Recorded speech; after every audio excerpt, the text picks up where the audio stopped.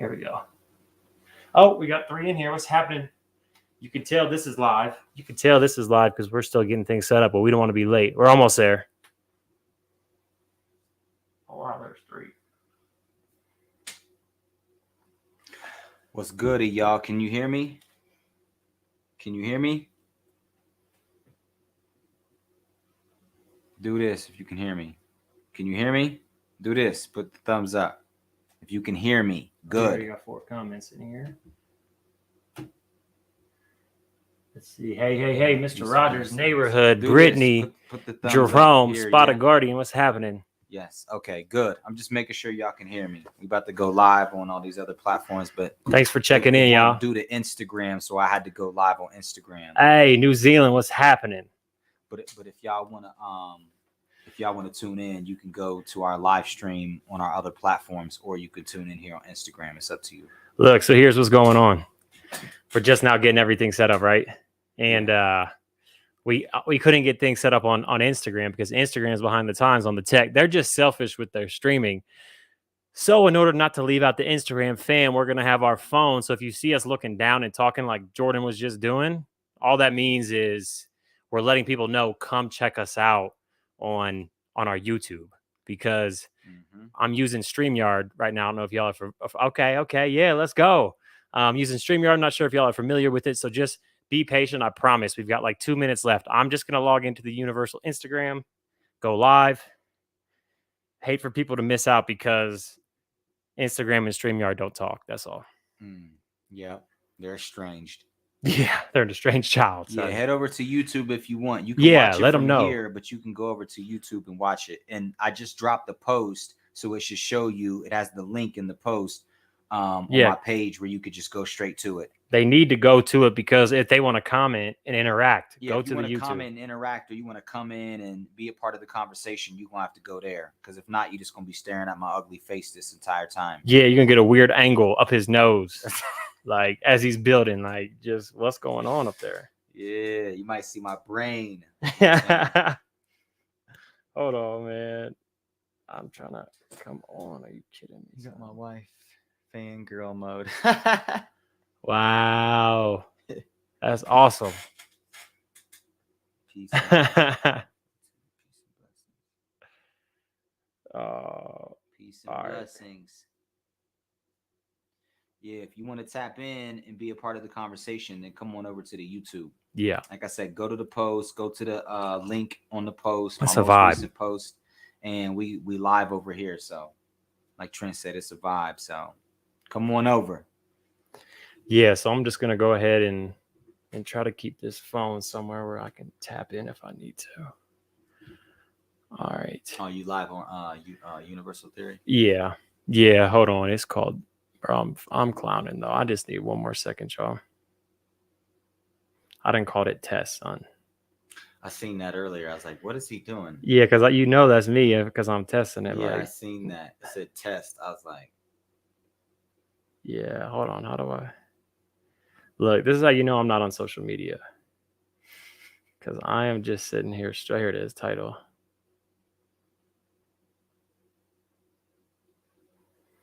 People, oh, here we go. All right, cool. 1 second, edit.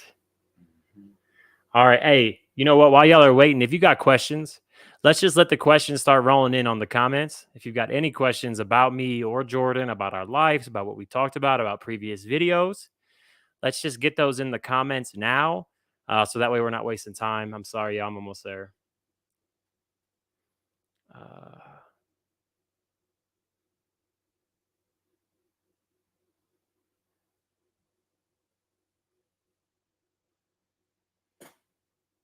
Graphical Minds.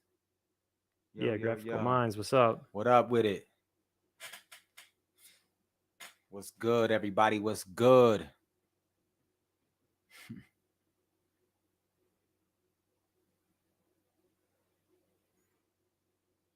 All right.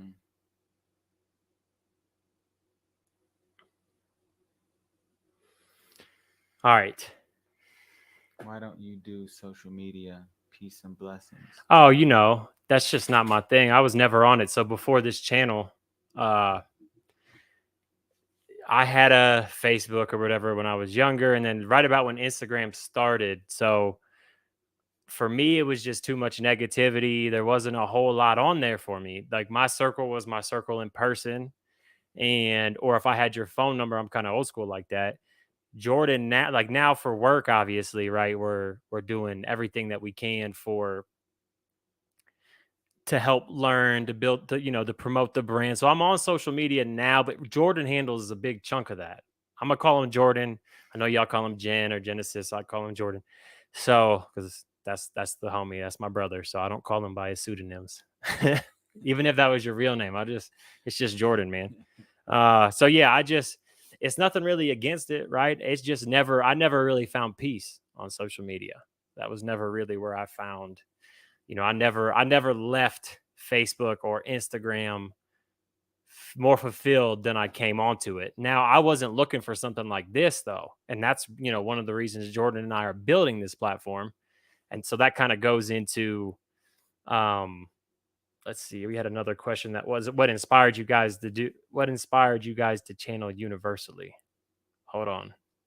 To channel universally or to name the channel Universal Theory? I mean, I'm a little confused on that question, but maybe you could clarify that, Spotted Guardian, on what inspired you guys to channel universally. I think he just means like to do what we're doing. Oh, sure. Okay. Yeah. And if that's what you're asking, let me real quick. And then if you want to, so let's see, is there anybody? I don't think there's anybody in there yet. So the reason why we do what we do is what I was just getting into. I literally wasn't on social media because I couldn't find any good information, especially when it came to people trying to apply physics to metaphysics, right? Because that was what I was into, right? Physics is my major, computer science, mathematics. So I was into that, but I always had a mystical side to me. I always had mystical experiences growing up. I'm sure we can get into that at some point. But because I couldn't find that, and Jordan and I had already been wanting to make a school, right? When we first met, we always wanted to teach. We always wanted to help build. We always wanted to find this community of people out there. And because we wanted to find that community of people out there, we said, well, let's build that community. Let's make that. Let's save that 14-year-old. Let's save that 18-year-old. Let's find that individual who's out there struggling, using drugs, selling drugs, doing whatever they have to in order to keep down this, to put on this facade and keep down their true nature. Well, let's give them a way out and say, hey, you don't have to do that. You can be yourself. Let me show you how you can be yourself. You've had these mystical experiences. You think you're going crazy. You think you have to fit in. No, you don't. We already went through that for you. We're the elders. Let us help move you through this reality in a way that makes sense. And that's pretty much why, in my opinion, why we started it. So Jordan, what do you think? Yeah, I mean, the same. I mean, I always felt like there has to be an easier route. Not to say that you shouldn't it's not to say that you shouldn't undergo certain trials and tribulations. It's not to say that you shouldn't have inertia and resistance, but as we progress as a society, as a culture, as a species, we make things easier, as time unfolds and as technology unfolds and culture unfolds and the way that we think and feel and how we interact with our environment, everything becomes easier. So for me, it was just like, I want to give people something that's more clear and concise, because that's just the evolution of the sciences and the arts, is to make it more clear and concise. So you have so many people that will study in a modern setting, they'll study the ancient literature, but it's so mythologically oriented that it's hard for people to extract the essence from it. Yeah, the mythos, right? Yeah, the mythos. So it's like, I know what it was like sitting around, for years on end, days and nights for years on end, sifting through this material just to get a few bits and pieces of wisdom, and not really knowing what was true and what wasn't. and having to read like 100 books just to put one singular thing together. Yeah, distill it down. Yeah, so it's Yep. like there's got to be an easier route. Like, and I don't want somebody else to have to go through that if they don't have to go through that. Yep. You know, if I can build Exactly. a bridge, then Yep. Exactly. That's what we're here for. And Jordan teaches all the time, 24/7. So if you, and some of y'all know that. So let's see. So I want to try to. Sorry, I just want to kind of move through those. If we didn't answer that question fully, just let us know. Wanting to know, or let's see. Oh, no Bigfoot stories here. Sorry. I just don't. I don't have any UFOs. Yes, right? Because that's something I think more people can relate to because you're looking up and you have people from across a city or larger that could see the same UFO, a state.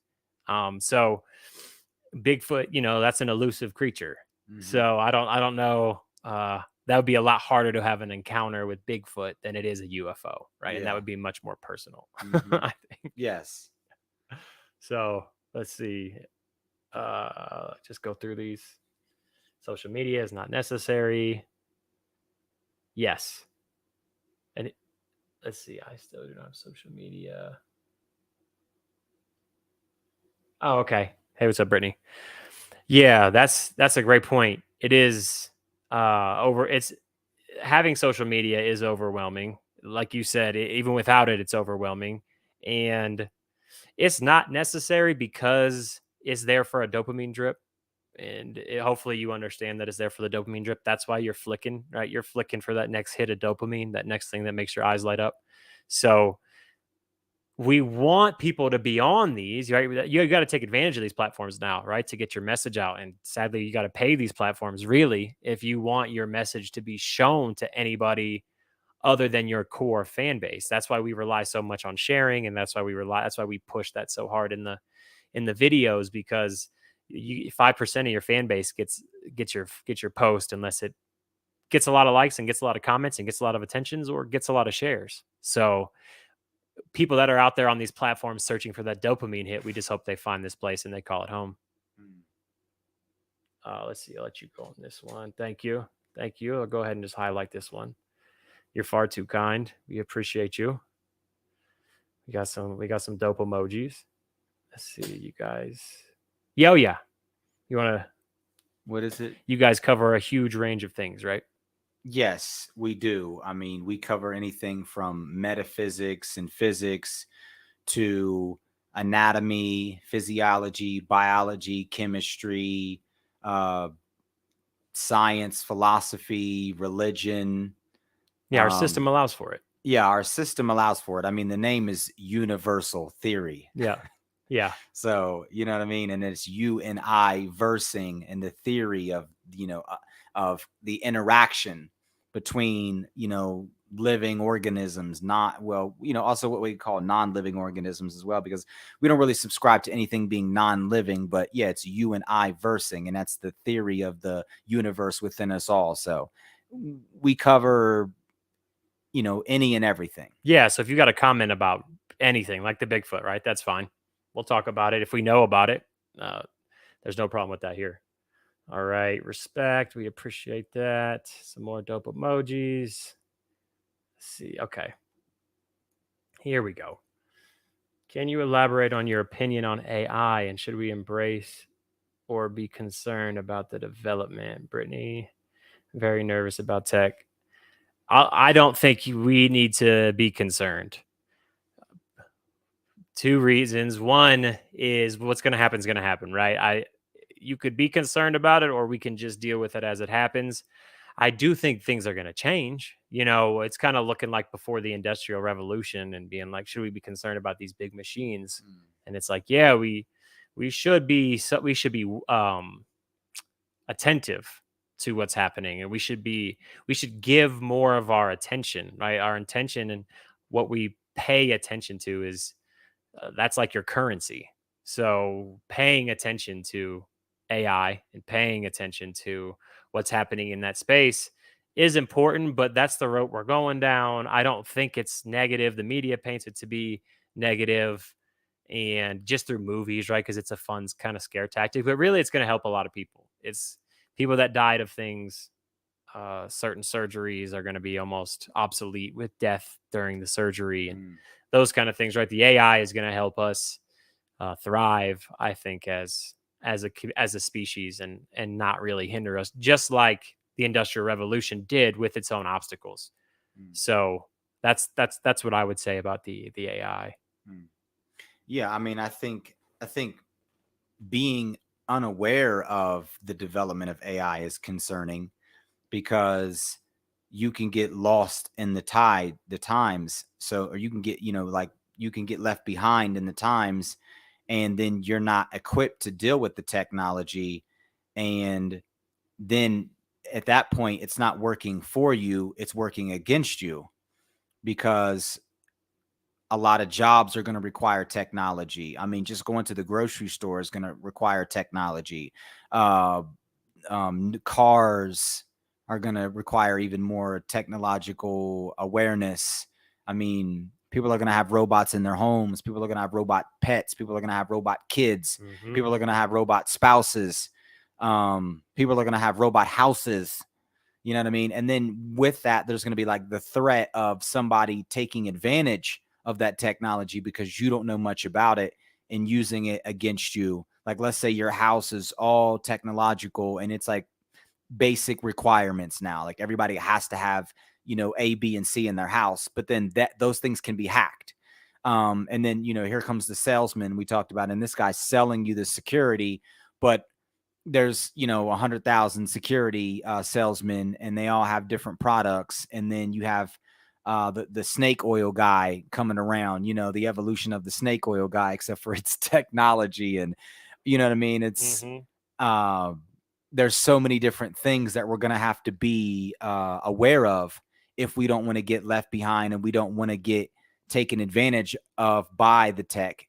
And then, think about the weapons and things like that. People are going to be able to create, and people are going to be able to spy on you more easily. So you're going to have to be aware of how things work, or you're going to lose a lot of your freedoms. And we're naturally going to lose a lot of our freedoms and our liberties and our privacy anyways. Mm-hmm. But it'd be even more limiting if you don't know about the tech, because somebody could just be watching you right now off of your phone in your house, through your TV or something along those lines. You know what I mean? So Mm-hmm. there's a lot. I think there's a lot of things to be concerned about. But like Trent said, it's mostly because we're going to be unaware of it.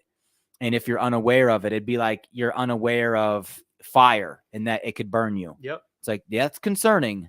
Yep.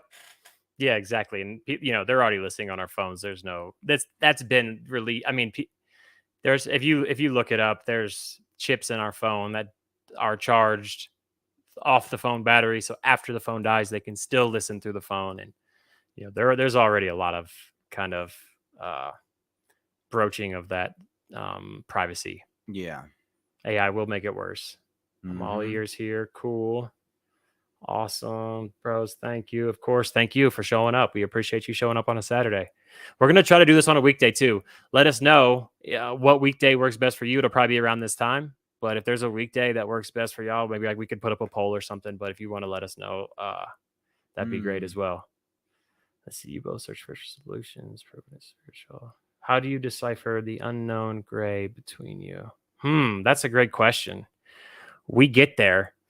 We do it by doing this. I mean, me and him will have these long conversations that to other people might sound like an argument, but really we're trying to come from one side of the brain to the other, right? We're trying to build a bridge, and sometimes it sounds like we're disagreeing, or it sounds like sometimes we're even saying the same thing, and that's the problem. That's what me and him noticed. We're saying the same thing sometime, but one from the right side of the brain, one from the left, one from a holistic point of view, one from a more segmented, and it takes us 20 minutes to even realize that. So that's why this channel is so important, because once we do that, it's like, okay, this is how we're going to say it. This is how we're going to explain it.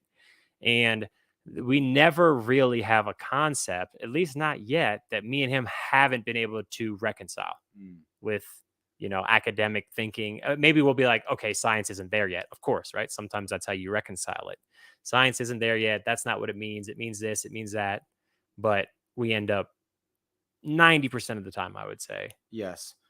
And you also have it on the other end where the spiritualists might not have come to certain conclusions that science has. Like science will reach a conclusion that maybe the ancient, our ancestors, the ancient practitioners may have come to because, they were masters of the arts and the sciences. They were masters of the right and the left hemisphere. But that doesn't mean the people studying that literature now understand exactly what they meant.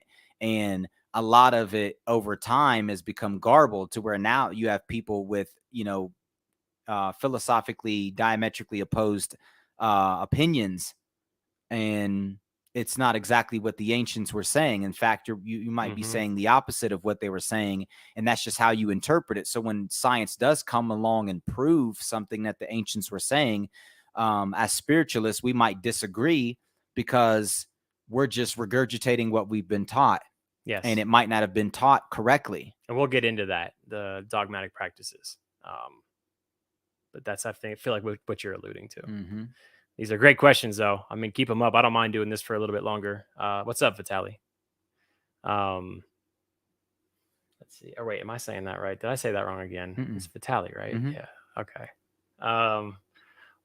What does the revelation of AI mean for the spiritual work in general? That's a great question. Mm-hmm. The spiritual work, I think you're going to have more information at your fingertips. Like we can use ChatGPT and ask ChatGPT specific questions about the Zohar or about Buddha or about certain texts. And if it has that text in it, it will be able to relate that information back to you. Now, there are agendas at play when it comes to this information. So we're going to have to be careful, especially as AI becomes more conversational, because if it understands psychology, it can lead you astray. So there is that problem as well, right? It knows the answer, but the answer that the company that funds it, that it wants you to understand, AI could lead you to that wrong answer. So it's going to make individuals have to be sharper. I think it's going to make people, you're going to see this mass movement of people that we already see, right? That just kind of follow along and they just believe what media tells them. And instead of media telling them it's going to be AI. And I'm not trying to get conspiracy over here. That's not what we do. We can talk about some of them, but we try to focus on stuff that we can, that's tangible, but we're talking theoretical here. And yeah, we're going to always have to be careful about the information, because to me, spirituality is information. So I can't separate the two. I can't understand growing spiritually without growing mentally, without growing physically, right? Without that trio kind of in harmony. So I can't give an answer that doesn't relate to, oh, well, I learned this and I grew here and I understand this system and this and that. So to me, that's growing spiritually, and AI is just going to give us an abundance of information, and it might be able to distill some things down for us. It's just being careful, questioning everything, using that analytical and scientific mind, even when it comes from information from AI. Yeah, and it's an unfoldment of that natural spiritual evolutionary process. So AI is a reflection of that natural fractal pattern that emanated from the thought of creation, from that primordial point, which sparked our, finite version of infinity, so to speak. So, our process, as we would call it, because, God is a process, our process is unfolding in a fractal like pattern, and evolution of technology is a reflection of that. So anything that we technologically develop is a reflection of where we are spiritually in our society and in our culture, and just in the evolution of our species. And with technology unfolding, we're going to be able to eventually synthesize the spiritual with the metaphysical with the physical, the spiritual with the physical, or however you want to word it. We're going to be able to unify these two and apply it on a more grand scale.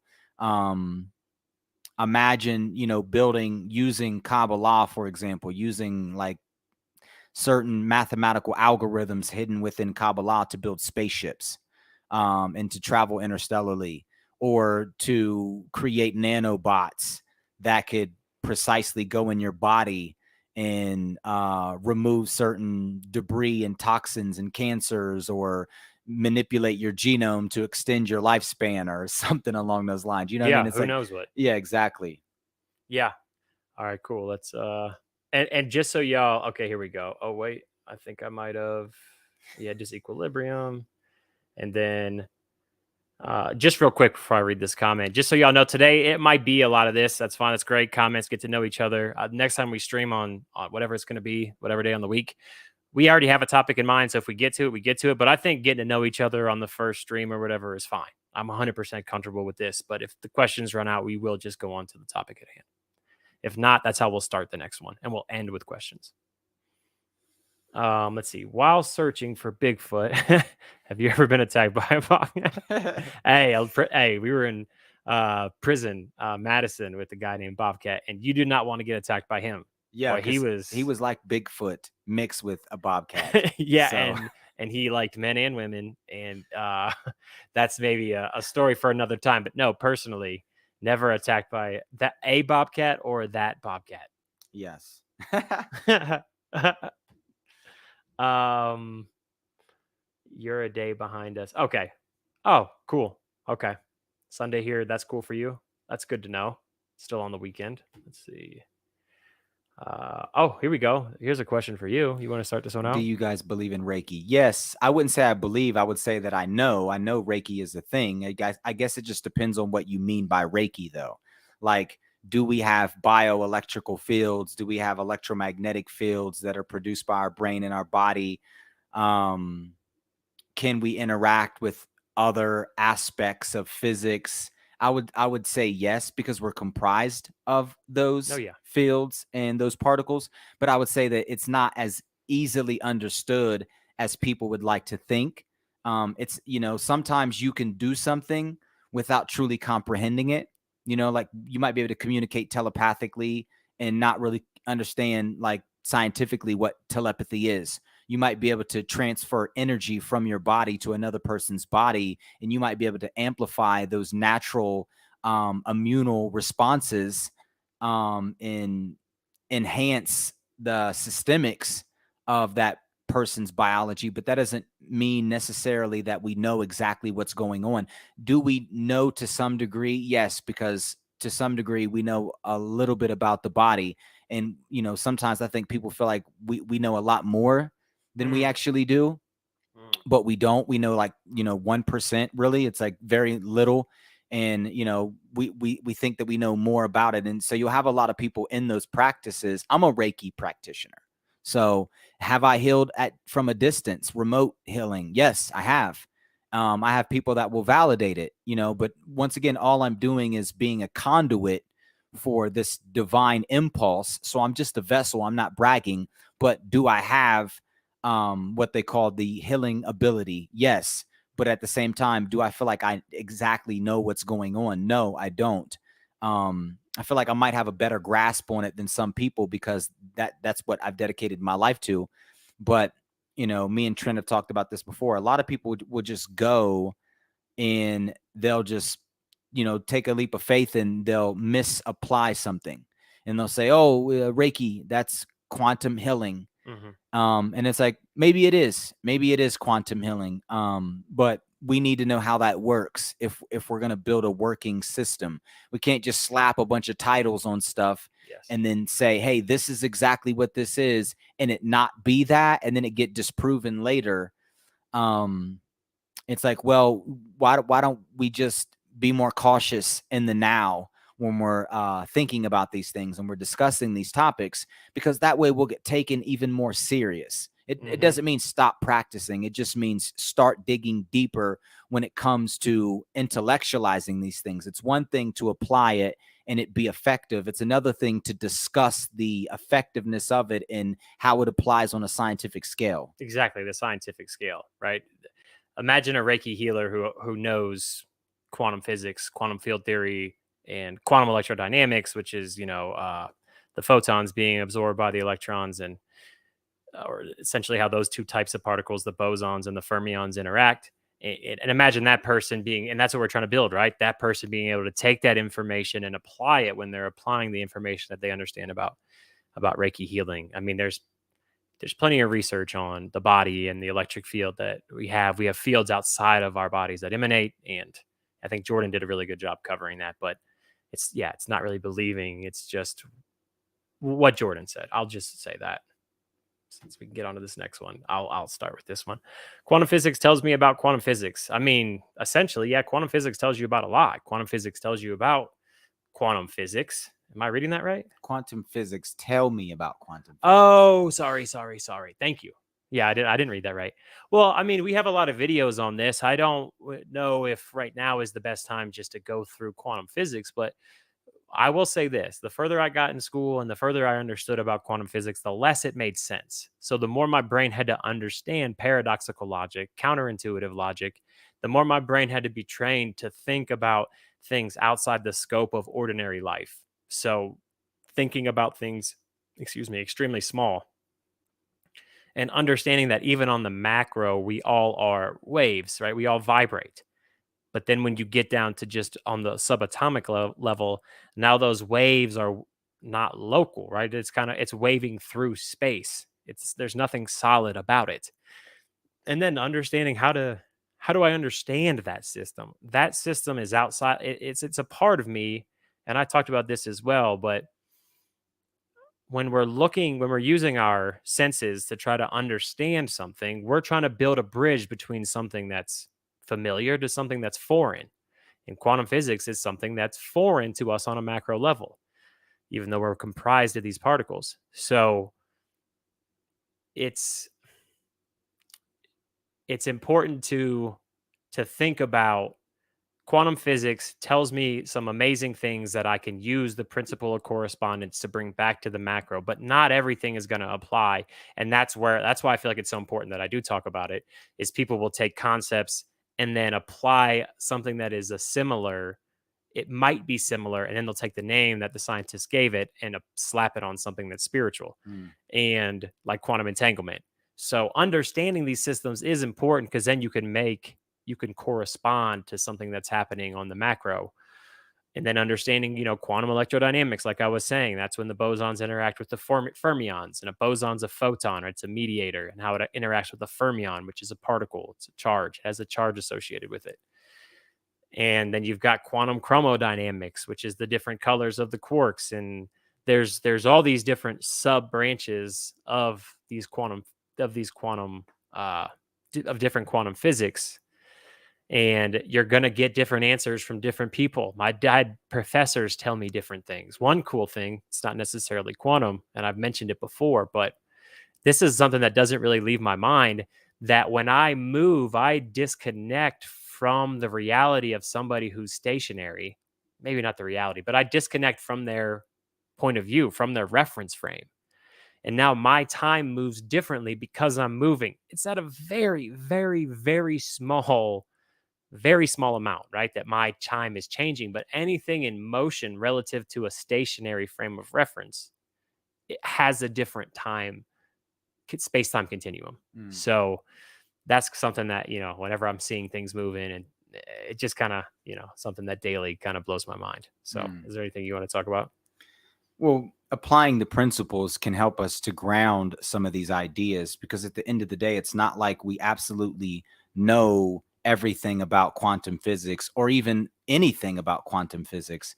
What we know is relevant to our frame of reference. It's relative to our interface, which is our biology and our sensorial mechanisms and how we conceptualize space and time. Because if somebody else is developed differently biologically, then they might not come up with the same conclusions, although we're all analyzing the same truth. So it's one of those things where these are systems that we can use to effectively circumscribe reality and objectify the subjective, but only relatively speaking. And we're not entirely sure about how all of these things actually work. They're just systems that help us reduce the margin of error, and we can apply them practically in our lives in a technological sense, so that we can advance upon our evolution. But we're always going to learn new things, and there's always going to be contradictions. And with quantum physics, like he's the physicist. I just started studying this stuff, and it's a lot like metaphysics. Like when you're thinking about it, you have to, it's so abstract. Mm-hmm. You know what I mean? Like Mm-hmm. you think about the math and you're like, yo, these guys are, like very hard nosed, head to the ground. And it's like they're equally doing that on top of, hypothesizing and theorizing and sitting around in vacant spaces, contemplating things that seem impossible. Yep. So metaphysics and physics are very much alike because they're two sides to the same coin. And I think that a lot of people don't really understand that. And, so we're trying to build a bridge between the two so that we can ground physics into metaphysics and metaphysics into physics so that we can create a more homogeneous system. And if we, put our minds together, then we might be able to make a lot more progress than just dividing the two and constantly bickering back and forth about who's right about what. Mm-hmm. Respect. Thank you. What's your understanding of being careful versus being mindful? I might need to think on this a second. Do you want to give it a shot, or you want to just? Well, I guess it depends on what your definition of careful. Hey, that's how a lot of me and mindful Jordan. is. Hey, our conversations start like that. Like we'll ask each other a question. And it's almost always, well, it depends on what your definition of this is, because we've learned over the years that we got to get that out the way first. If we don't get that out the way first, it's gonna take twice as long to get to the end. So go ahead. I want to put that up. Yeah. So what is your definition of careful and what is your definition of mindful? Because I would say, from my perspective, being mindful is being careful and being careful is being mindful. And there's going to be relative degrees of carefulness. Cause look at the word full of care, full of mind. Right. So it's like, if you're full of mind, then you might be full of care.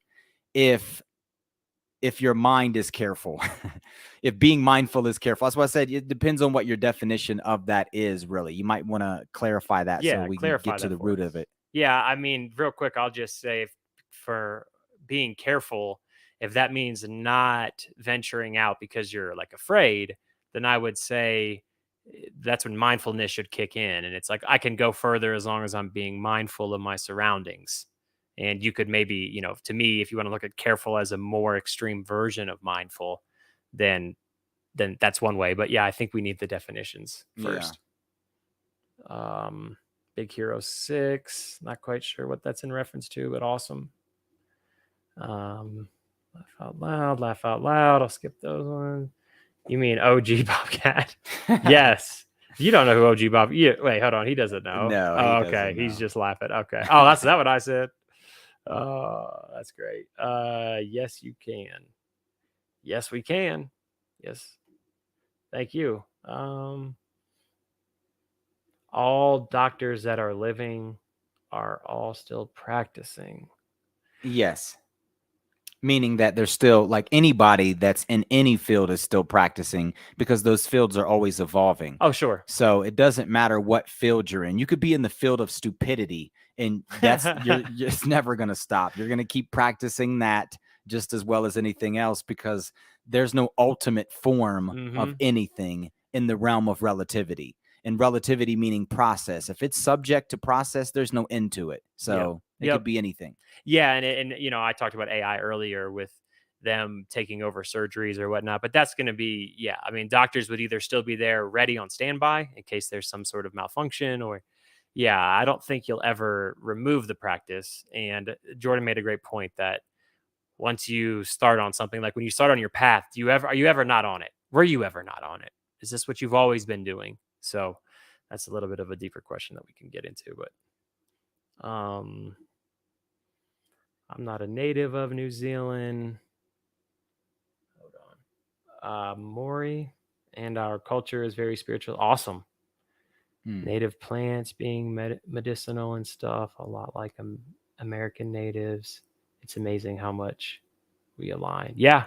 Well, that should show you something, though. When you start seeing these alignments on these different places, Well, there's a few things it could show you. Yeah.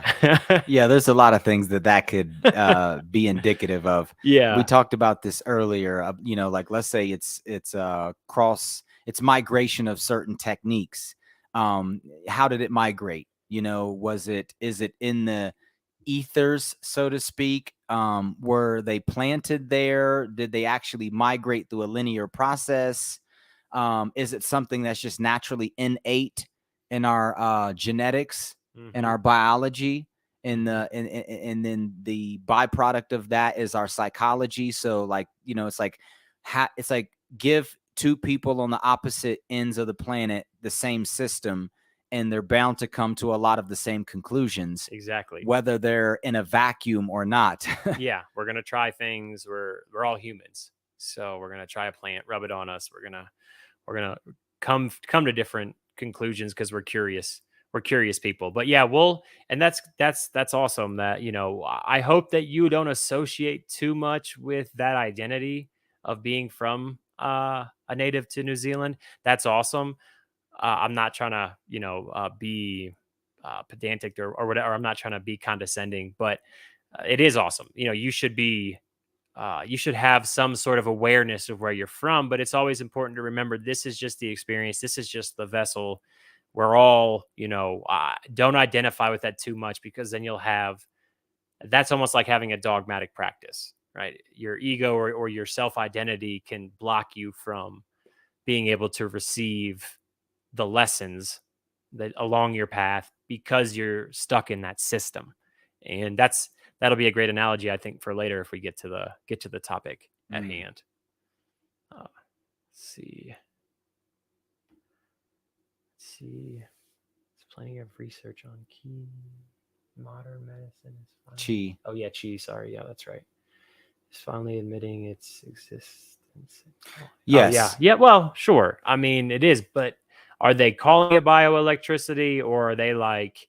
I don't think they made that up. They were just like, they found it and they're like, oh, this is, because if it says the word electricity, it has to do with the electric field. Mm-hmm. So they probably found this energy in the electric field that has to do with the biology of the human. And then that's why they call it, bioelectricity. So I wouldn't say that, and I agree, they're catching up. There's plenty of things that modern medicine, and that's another reason why it's so important for holistic and left and right brain to come together. I know you're chopping at the bit to say something, so let me just finish real quick. This is another reason why it's very important, because imagine somebody who practiced some sort of chi cultivation going into school to be a doctor. They would have gotten to this, if they did, whenever he would have done it. If he'd have done it in the 70s, they'd have found it out in the 70s. We wait on technology sometimes too, but a lot of times we're waiting on the right person. Yeah, and we have to, what he's saying, we have to be open-minded enough to cross-reference systems, equal in nature, different in degree, the law of correspondence. So that's how our brain works. It corresponds novel information with previously stored and assimilated information. And that makes the assimilation or cerebral assimilation process more easily. It makes it more easy because you're able to correspond it to something that already existed. And you're also able to connect things that may not seem like they should be connected, but they are. So, but I also attribute it to, it's kind of like someone developing hands and then someone coming along and saying, hey, those are hands. Yeah. You know what I mean? It's like, there's a lot of stuff that we're going to do that eventually someone's going to come along and name, but it's not like it's not like you didn't have hands before someone called them hands. Right. No, right. Someone exactly. just came along and said, hey, those things you're waving at me are fingers. There's fingers on that hand. Yeah. We call those fingers phalanges. Like, yeah, but it just is. And I've been cultivating these. So yeah, it's like, can you do this with your fingers? And you punch through his chest. Yeah. You tighten up real tight. And yeah. Let's see. Careful seems more careful seems more dangerous than mindful. Oh, so just not using the mind. Careful maybe is with emotions. Mindful is more with the mind of it. Or careful meaning like, I heard a sound in the woods. I'm not about to go investigate it. Yeah. And someone being mindful is like, wonder what that is. Yeah, I heard a sound. Let me get the children. Let me put them upstairs. like be ready for what's happening. Yeah. I don't know. Yeah, I'm not sure. I'm still not sure. We're gonna need more clarification. Yeah, you know what? We're gonna put the link down in there too. Sooner or later, people want to jump on and chat with us. I know this time's flying by, but we would like to have people, come on here and have a conversation if they want. Let's see. Have you heard about the new gravitational waves on the news the last few days? I think you're talking about the Schumann resonance frequency, maybe. Well, that wouldn't be space-time ripples, though. No. So if you're talking about the Schumann, then no, and that isn't gravitational waves. That's just the Earth's. That's the Earth's frequency. But if you're talking about like gravitational waves, like black holes, I haven't heard of anything new, right? But when I was in freshman year of my physics classes, when we detected the first gravitational waves at LIGO, I think is where it was at, and that was a huge thing, right? Because that's literally ripples in the space time, and the way you can think about that. And if there's a more direct question, what I can do is I haven't heard about this, but I could just real quick talk about gravitational waves. And all that is when you have something massive, the larger it gets. Now we get to general relativity, right? When we're talking about suns, we're talking about planets are kind of on the small side. So that's how big we're talking. Suns and bigger, basically. And then we get up to black holes. So when you have something as massive as a black hole or a neutrino star, which is, well, I won't get into that, but a neutrino star, and because they can be massive enough and they're spinning, right? They have some sort of angular momentum associated with them. They're so heavy that they can start to drag space time itself.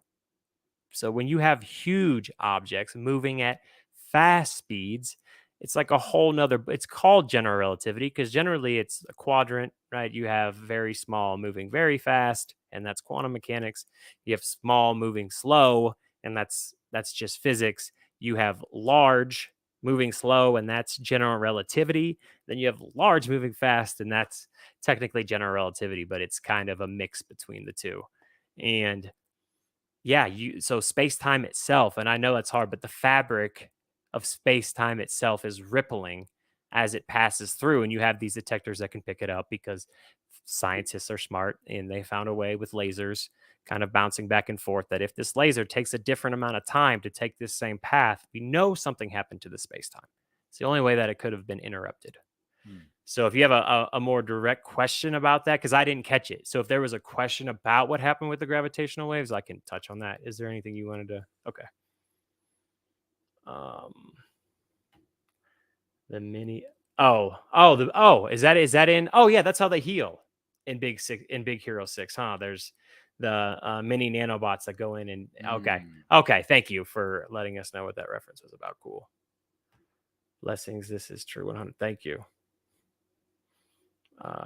Cool. Let's see. Sweet. Well, they're talking amongst each other. That's great. Mm-hmm. Yep. Oh, hey, what's happening, wifey? I see you in here. Peace and love, baby. That's the wife on here. Let's see. Sweet. Okay. Oh, whoa. Okay, this dude's just asking just dynamite. I mean, he's asking like questions that's like, okay, do we need to have like a side one-on-one with this dude and just build with him to make like, yeah, because these are very, I mean, they're great though. I mean, do we want to go into this right now? I don't know, because that's you're asking rabbit hole questions, which we appreciate, but we're trying to do a more not to say that we don't have an answer. Yes, not to say we don't have an answer, not to say that we haven't thought deeply about it, nor have not to say that we haven't done research on it. But it's one of those things where you can't fully validate it. You have to go off of kind of like ancient text and things of that nature. His next question. Yes. Yeah. Well, yeah, you're kind of answering your own question. Yeah. It seems like you might know or you might have a clue about it, but once again, it's very speculatory. I mean, there are some things that we will speculate on. Yeah. And that is one of the things that we would enjoy having the conversation with you, but probably not right now because it's a very elongated conversation. because it involves some history Yeah. and it involves some research like Sumerian texts, Akkadian texts, Babylonian texts, Cometian texts, It would be a you good name it. live though in Oh the yeah. future. If you guys want to have a live and just talk all about the pyramids and all about the speculations of aliens, we'll 100% do that. It'll take that full time. So Hmm. that's why I'm saying that we'll just have to talk about that and then talk about questions, towards the end. So Yeah, because it's going to get into a lot of other things. Like you're going to have a lot of people's feathers get ruffled when we talk about this, because you have people that believe that they were the architects mhm, of these megalithic constructs, when from a historical standpoint they didn't even have basic technology, right. let alone something as sophisticated enough to build a And pyramid. not just them, anybody. Yes, exactly. No Humans, civilization. period. Yeah, exactly. So And if they did, we have no evidence of it. And you would like to think that it would be buried alongside the evidence we do have, yeah, which somewhere. is not indicative of us having the capacity to build these type of things. Hey, just imagine this, right? Stone spaceships. That's Yeah. what we were talking about earlier. Yeah. Stone spaceships. If you believe that spaceships can fly around, if they're made out of stone, then we could have a different conversation. But stone spaceships, man. Yeah, let us know if you want us to talk about that on a live. Uh, peace to the gods, peace to the earth. Mm. Baby coming next week. Oh, amazing. Oh, wow. My birthday's the 21st. It is 777. Yep. Oh, wow. Mm-hmm. Oh, wow. Well, I got sevens all over me. So Jordan could probably go into a bit more, but I have sevens, 7 letters in my first name, 7 letters in my middle name, 7 letters in my last name. I was born on the 7th month. And then my, what is it? The year 1986 adds up to seven. My social, or no, the gematria, my name, there's not a single seven in each letter, but the entire thing adds up to a seven. So when you're surrounded by sevens, which you would want to look at, this, your kids, it's already right there, right? The sevens. And then, but there should be more than just that. You should see it maybe in the social, you should see it maybe in the name, you should see it maybe in somewhere, right? And as that kid grows older, they will see the sevens, because I lived at 770 Sauter Drive, right? So um sevens have just been something that in my life, so speaking to just my experiences, from what I feel like the sevens mean to me is just the process. Like I am an embodiment of the process and going through that process, not kind of like the outside looking into the process and everything is just kind of more right brain. It's a much more left hemispheric approach, at least for me it was. And there was also, some great signs that once I started moving along the path, I had things happen to me that you could call luck. You could just call it luck. I have a great family. I have a great wife. I have a great job. I have these things that I worked really hard for, but a lot of people work really hard and they don't have these things. So the fact that I do, I attribute a lot of that to who I am and what I represent in this reality, and that is a representation of the seven. And Jordan could talk about the seven. Go ahead. Well, I was just going to say that they have formulas for interpreting these things. The ancients spent, thousands of years building on their alphabets and the numerical values of letters and words and sentences and paragraphs and people's birth charts and so forth. Sure. So there are formulas that you could investigate and you could apply to your child's life. I mean, they knew who the astrologers knew who Buddha was when he was born.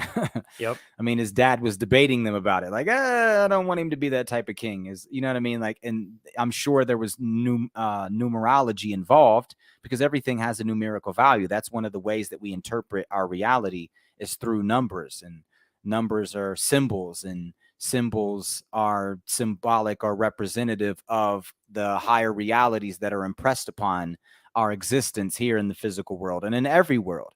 In Kabbalah, they talk about this. But like I said, it's not just, if I took all those sevens and I added them together, I'd get 21, and then 21 would mean something, and then 2 and 1 is 3, and 3 would mean something, and then that 7 is probably the last digit of the year, so it might not actually equal 7, and so forth. So like I said, the specific formulas that could be applied to this particular situation.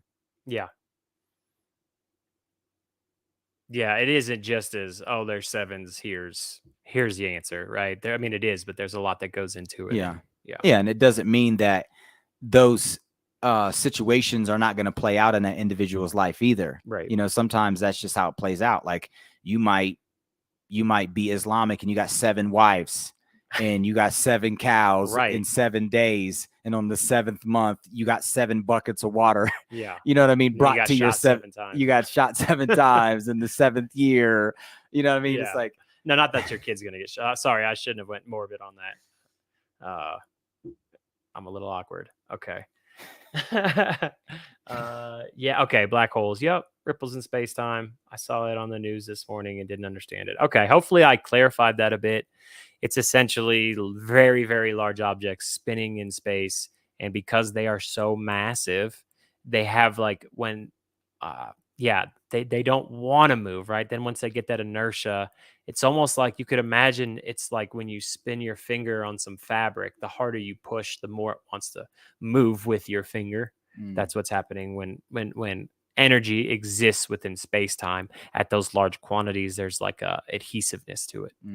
So it's manipulating the space-time curvature. And, yes. Oh yeah. Well, because the mass itself is manipulating that space-time curvature, and then when it's spinning, it ripples out, right? So you could think of it like throwing a rock in the pond and the concentric circles that come out. And imagine having like a rock in the water and then spinning it with your hand, you'd still get those kind of circles that came out. Well, something that popped in my head is when it was, they say space-time tells matter how to move, and matter tells space-time how to curve. Very simple formula. That is a great way to remember it when you're trying to think of these things. And yeah, it ripples through space-time, and it happens all the time. It happens, this universe is massive, and you got a lot of black holes. Oh, wow. Yeah, just hit that. It's not Thursday. No, it's Saturday. Sorry, guys. This is what happens when it's live. Hold on 1 second. You wanna? All I gotta do is this. Oh, let's see here.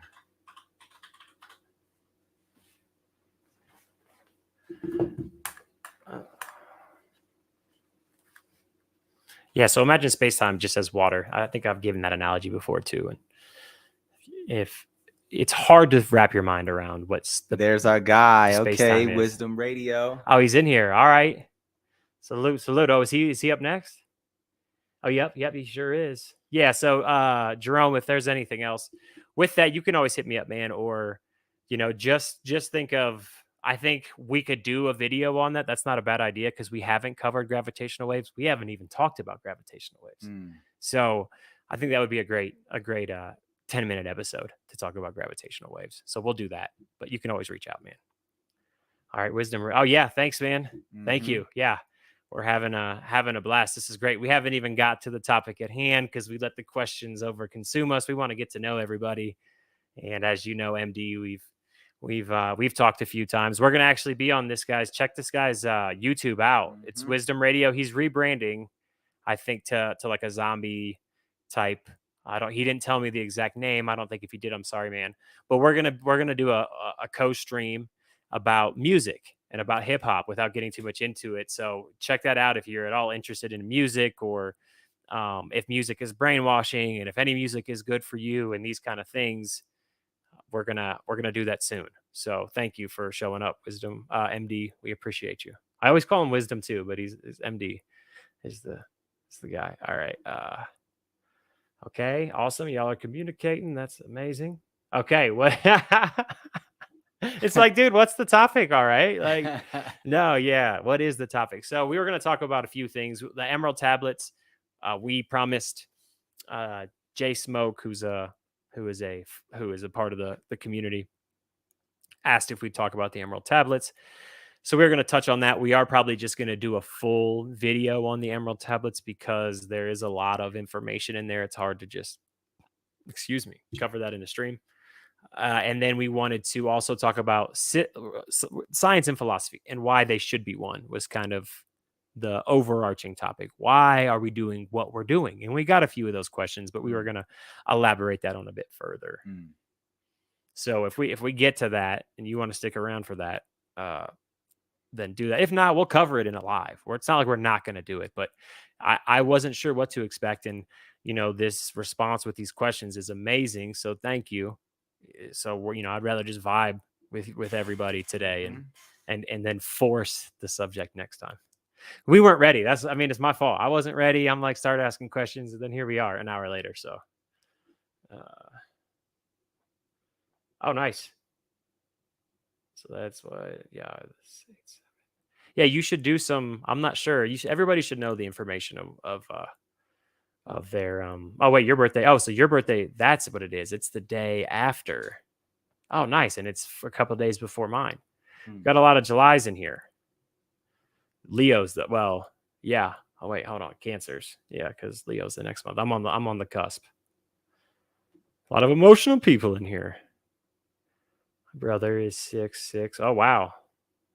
A lot of sixes. Date of birth 1/6. Yes, it sure is. It's a 7. 9. Okay, sister. Our sister. Could this mean anything? Well, everything means something, but yeah. that's what I was saying. There are algorithms that there are formulas that they've built to decipher the algorithm and the personalized algorithm of each individual. You have life paths and destiny numbers and so forth. You could break down the first initial of you could break down the initials of your first, middle, and last name. You could break down the numerical value of your first, middle, and last name. You can do them individually, then you can do them together as a collective. You can rearrange the letters, and you could spell out other words, which will also be representative of what the individual incarnated here for specifically. And then the law of correspondence applies because let's say inside of hypothetically, let's just say that me and you have the same numerical value and we were even born on the same day in the same hospital and we share a zodiac sign and our astrology charts are very similar.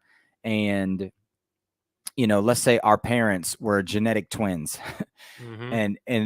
but we might be two different octaves of the same reality. Yeah. Well, I would say, without getting into all the specifics, because there's a lot, if you are interested, you just got to do the research. And if you don't know what to research, then we could probably help try to guide that, because Jordan did help me, but I just started looking up. You just got to start looking. I would just start looking things, look up. Oh, that's hard. Actually, this is a little bit harder, as I was just going to say research it, but I don't want to give that bland of an answer. Well, they could just look up modern techniques for numerology and look for the most authentic ones. Do your research, try to find the most authentic teachers of modern formulas of numerology.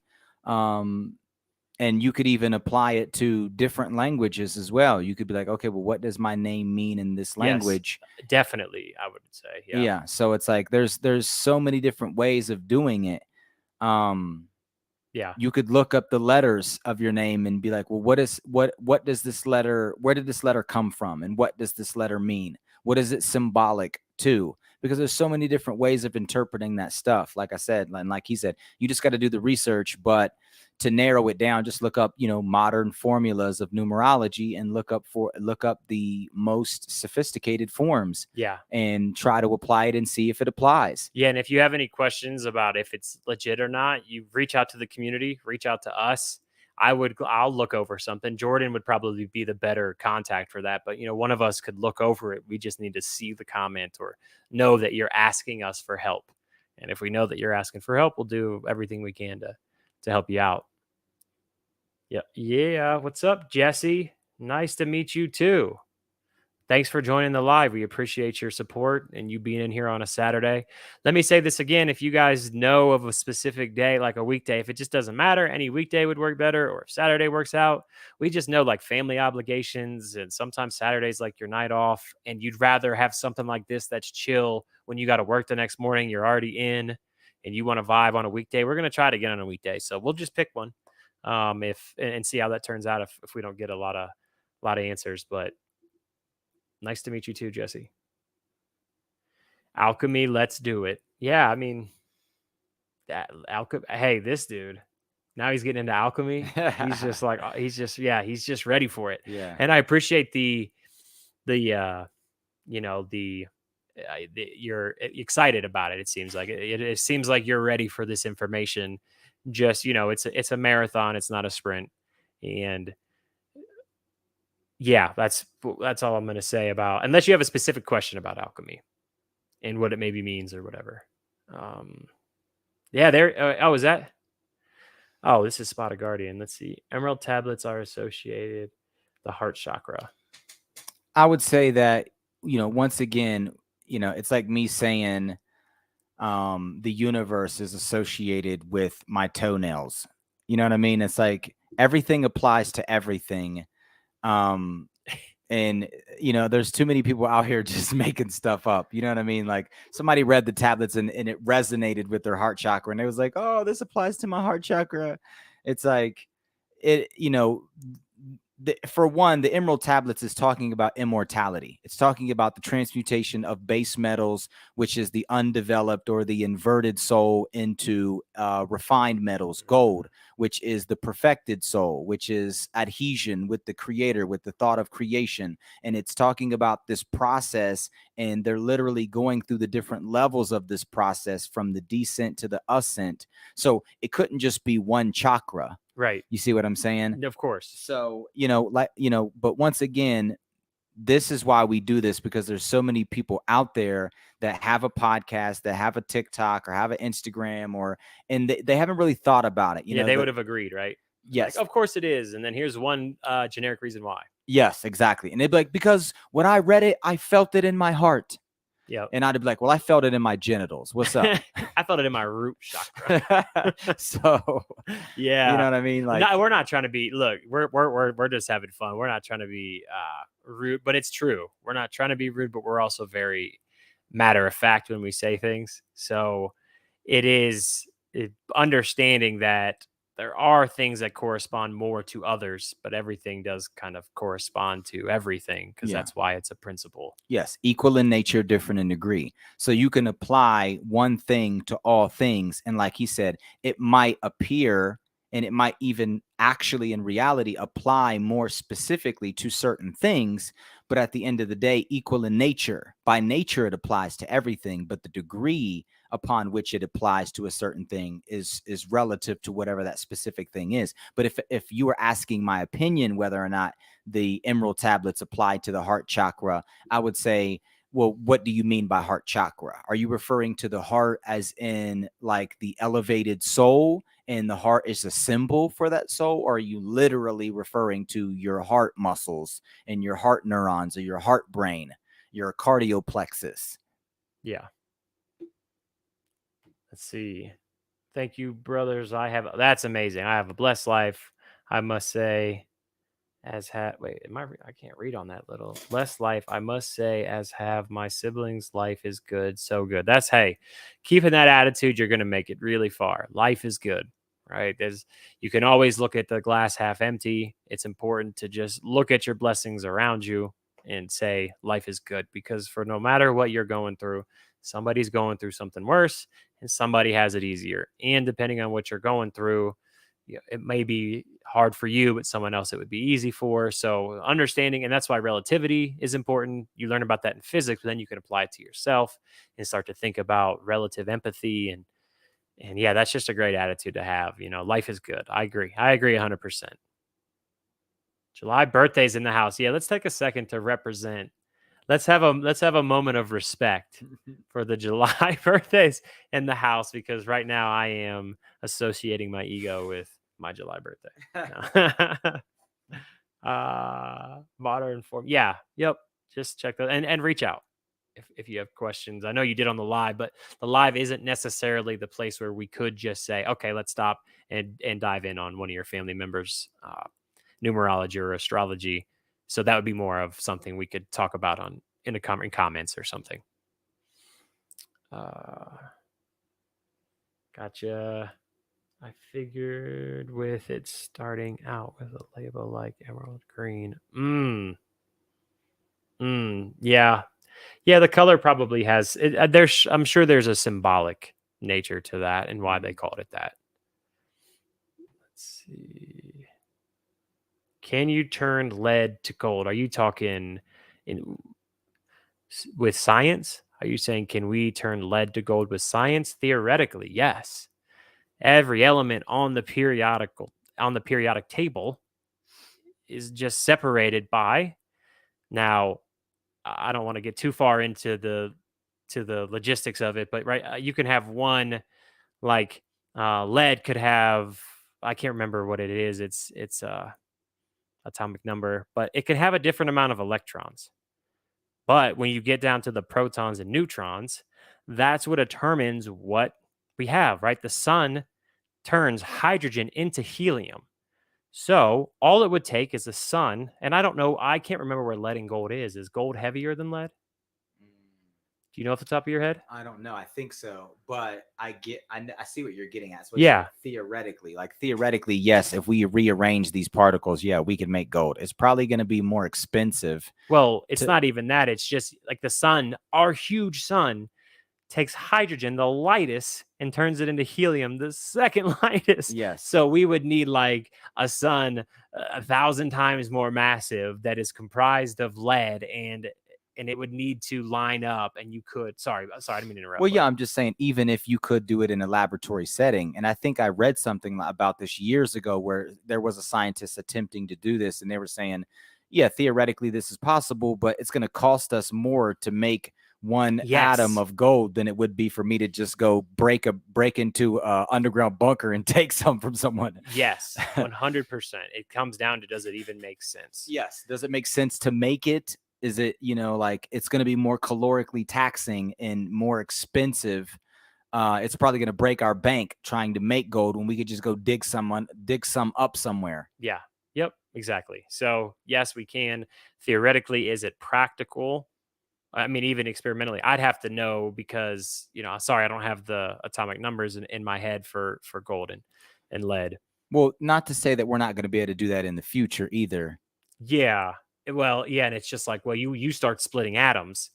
That's what atomic bombs are. You're releasing that energy. And we talked about that in an episode as well, right? So when you start to split atoms and you're splitting off, there's these bonds that hold inside of the nucleus that's holding all these protons and neutrons together. And when you start to split these atoms, so you're separating these protons and neutrons, you're releasing that bond, that energy is released. And that's what we see in bombs. So we'd have to be careful doing that as well.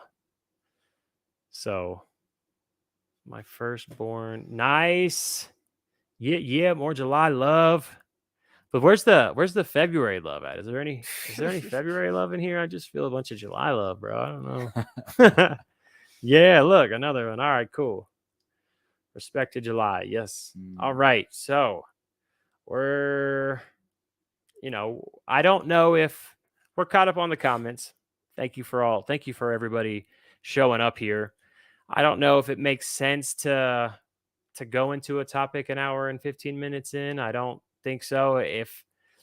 Let's just, we'll probably just call. We appreciate everybody showing up. I mean, if anybody else has are there any more comments out there? I guess we could kind of hang out for a second, see if anybody has any more questions. We appreciate you showing up. If you guys want to hear about, it seems like there's some interest in the Emerald tablets and Jay Woodard or Woodgard. It seems like you've got some. Thank you for your questions tonight. We'll do a live about the pyramids. We'll do a recording about gravitational waves. Jerome, thank you for that. We could talk about alchemy on a live. I mean, that's a very broad subject. We could do a live about that as well. So Yeah, cancer for life. Yep. Uh, love the podcast. Can't wait to play it for Divinity once she's born. Yeah, yeah. That's what this is. I really feel like who we're gonna help, right? Is the younger. They'll see it, and I mean, obviously, we're helping everybody now, but I feel like why we're here now, and you don't see anything else like this, is because we're kind of pioneering this, and by the time, my daughter who's 2 gets to that age, this kind of thinking is going to be much more common. This kind of idea of taking physics and taking metaphysics and making them one, and understanding that they were one before, right? There was just philosophy. You had natural philosophy and you had, I don't know what it was called, theoretical philosophy, but it was just philosophy. And we understood that it all came from one, but we needed to break apart. And we could just talk about this maybe for a second, because this is why we exist. So let's just put an exclamation point on this, that it was one, it needed to separate, and science needed to separate itself from philosophy, because we were ready to start building things. We were ready to take it to that next level. And because we didn't have the tech or the understanding, we couldn't mix the two. We had to come up with something called the scientific method, and we had to stand by that scientific method. And after so long, people just stop being told and taught that these two things came from one. You don't find out until you take a philosophy class. Philosophy is not required in high school. And I can't remember what the percentages of the population with just a high school degree is, and that's fine. But I'm saying the problem is you don't even get to the fact that these two were one until you get to higher education. So even when you get there, you got plenty of people with PhDs saying it's nonsense that these two things are one, and that's because they never took a class they never took the time to look at the history and understand that these two things were one. And that's good, because the ignorance of knowing that allowed this trajectory of science to just go so far off into the left, and just allowed us to get to the point of understanding, or getting to the point of quantum mechanics, right? About 100 years ago is when quantum mechanics was found. So now these past 100 years, it's kind of been like, well, we're stuck. What do we do now? We don't know what to ask next, because what's happening is counterintuitive. Well, the philosophers know what to ask next. The theoretical physicists, they're still physicists, right? But, because they're technically the modern day philosophers, they have a good idea of what to ask next, but even they're running out of questions. So it's not like, oh, well, if this doesn't happen, we'll be fine. It's like, no, we're not going to understand technology. We won't understand the technology that we see in movies. It'll still be magic to us, because we'll never get there. We'll never get to the point where we call magic science. We're starting to, but to me, that's what magic is. It's just the ignorance of the science behind it. And so the more that we can turn magic into science, to me, the better off we are, because the more we can understand the reality around us. And yeah, there isn't a choice, I don't think, in this. It's just, change is hard for people. Yeah, I mean, this is what happens when you specify. Like in once upon a time, what we call metaphysics and physics, or philosophy and science, were a singular science. They were a singular, idea, and it was practical. I mean, the people, once again, whether we built the pyramids or not, whoever did it used metaphysics and physics. Yes. They applied metaphysical concepts to physics, and they built these constructs. And these constructs, what they are, and how they work, and even where they were built. Like, a lot of this stuff still eludes us today. It's very speculatory. We speculate on, they were built on ley lines, and these are amplification mechanisms, and they were using it to increase the frequency patterns of their brains and alter their chemistry and enable them to astral project. It's like, okay, that's one idea. Another is, a more physical approach is, well, these were landmarks, so when they landed spaceships, they could see where they're going. And, just, we have so many different ideas about this stuff, but, whoever constructed these things, they were far more advanced than anything that we could conceptualize in a single point. So to think that, it was just this, or it was just that, or you're covering the entire subject when you're saying astral projection. It's like there's so much to that. What do we even mean by that? How would that affect astral projection? Mm-hmm. You know what I mean? What is Mm-hmm. astral projection? What is the astral realm? You know, how do we get there? Are we already there? Yep. Or how are these things impacting us multidimensionally speaking? Does the pyramid have an astral vehicle? And so forth. You know what I mean? Like there's so much that goes into that, and they knew these higher sciences, as I'll call them, because now we have advanced in the realm of physics, and these would be considered higher sciences, but we haven't reached a point where we understand how the human has a multidimensional aura and how a person can leave their body and communicate with other celestial creatures. That's something that they knew in ancient times, but they also knew the inverse of how this applied to the realm of physics. So physicists have elaborated on that part, and metaphysicists have elaborated on the other part. But once upon a time, these were the same sciences. And it's not like there aren't metaphysical scientists who still study the physical sciences and who have never stopped doing that. So there is a minority of individuals on the planet who still apply these sciences, right brain and left brain, philosophy and physics or science and so forth. But in general, they were divided.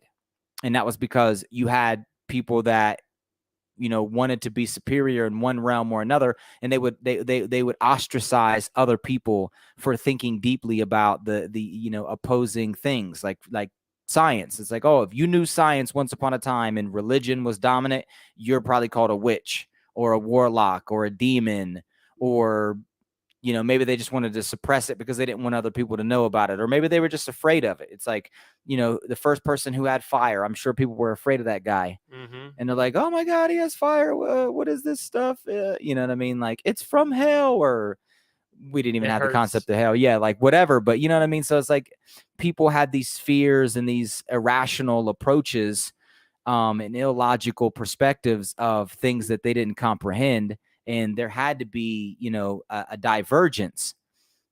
But now we're at that converging point where these things are coming back together, and we're trying to make it more readily available and more easily coherent, you know, so it make the process easier. So when they come together, we can make them cohere a lot easier than they would if we had to sit around for 20, 30, 40, 50 years and just debate all of this stuff and eventually come to the same point. Exactly. Yep. We're gonna bring these two. We're gonna distill these two down and bring them together by studying, and that's how it's eventually going to come together. I think what's been happening in the past 100 years is people debating and arguing if these two things are one, and they're still doing it. But I think we're one of the first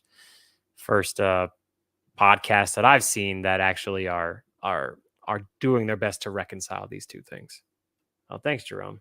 Thanks. Yeah, thanks for hanging out with us. Just sending love and blessings, brother. Much appreciated. Give thanks to all present. Yes. Oh, thank you. Thank you so much. Well, just keep showing up. We're here for you. Reach out, please. If you know somebody that this content could be helpful for, please share it with them. I know like I said, when I was a kid, if I could have got a hold of something like this when I was around 14 or 15, which I know is young, but some people go through it a little bit older, it would have, I might not be sitting here because I never would have met Jordan in prison. And that's another story for another day. But let's see. Thank you.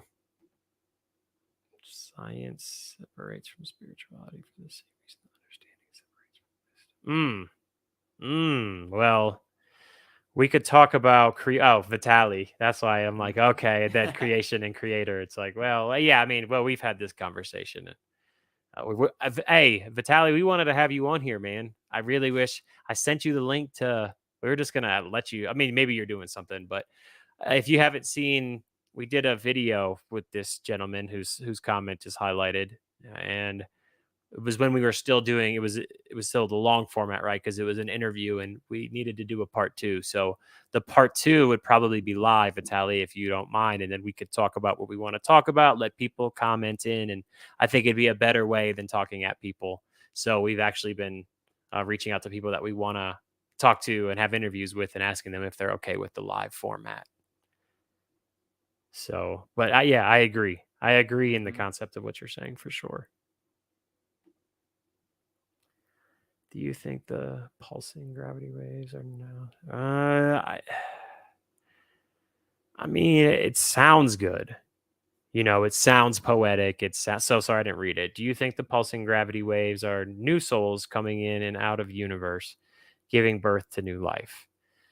I I think that it sounds poetic and it sounds like something that people would want you to believe without having any research done. I think that without having any idea of if it is or isn't, saying yes it does because it sounds something that, ooh, it makes me feel good. Right? Oh, that's that. So but I do think that that's not personally, because I'm a science I'm more pessimistic when it comes to these types of things. I would say, well, this is something that's moving throughout. Some of these gravitational waves never hit, well, not never, but they might not hit a planet, definitely not a life-bearing planet. So it's not like the gravitational waves are all hitting Earth. They're moving throughout space-time, and sometimes it takes a very long time for them to get to us.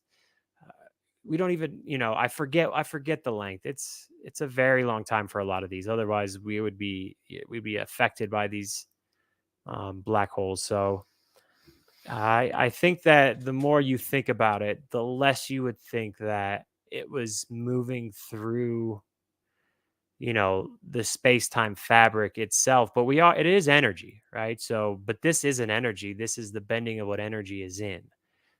So I don't think so, but it's definitely something to, if something came out about energy being associated with it, even then it's like, why would they be coming from the black holes?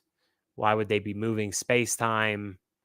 Uh, are they penetrating a body that's pregnant? And then what about the people that have, we go plenty of time without a gravity wave hitting us, right? So if somebody is conceived and then 9 months later we haven't felt a gravitational wave yet, and that person's born, does that mean that they don't have a soul? I mean, I think that would be, I'd have to start using that kind of logic to try to figure that out. That's how my brain works. So you guys got to see a little piece of that. I think it's a good question, but I would then say, okay, that could be a factor for new life, but so could um, any other particles interacting with space and time. So, and that's always happening. And then you would have to factor all those things in, and then it'd be like, well, did new life come to this planet because so many photons and so many pass through this planet, and there was agglomeration of so many electrons. I don't know, I mean, so Yeah. many fields collapsed, and I mean, it's a complex question, like how does life originate? How does new life originate anywhere? I mean, all we get to see is the unfoldment of that process. We're not exactly sure, and even like we're not exactly sure how life originates, even on our own planet. Like they talk about, you know, enzymes and stuff like that coming from space, from asteroids and things of that nature. They talk about life coagulating near vents on the ocean floor and all of these different things.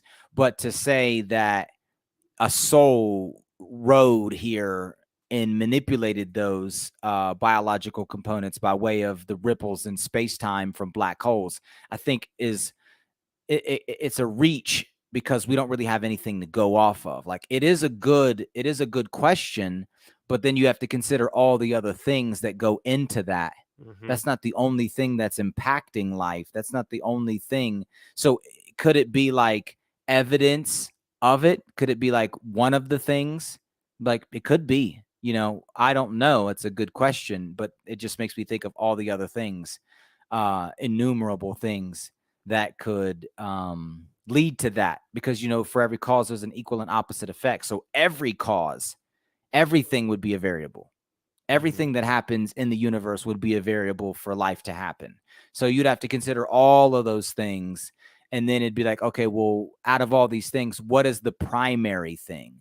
and then the secondary, and then the third and the fourth and the fifth, and how many are there? Are there 100 billion different things that have to happen, and that ripple throughout space time that happen in the QFT in the fields, and the collapsing of these fields into specific particle types? And I mean, that's just a very complex question. Yeah.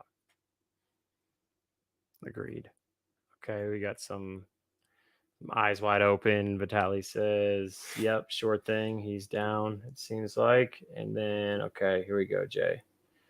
If you can calculate the energy consumed by the human brain to remain conscious, and given energy diminishes by the square of its distance, how can astral projection be possible? Okay, so.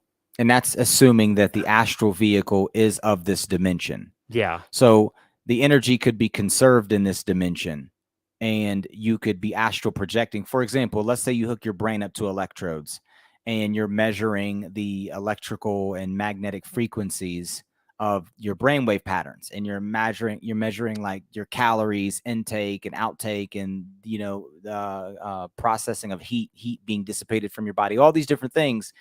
And then but the whole time you're in a whole different dimension, because it's connected to this dimension, but the energy is conserved here. Yeah. And I mean, hey, Jay, this is a great question, though. This is exactly the kind of thought that should go into something like astral projection. Because, so what happens, though, is that's the change of energy, the force, right? That's the 1/r² relationship.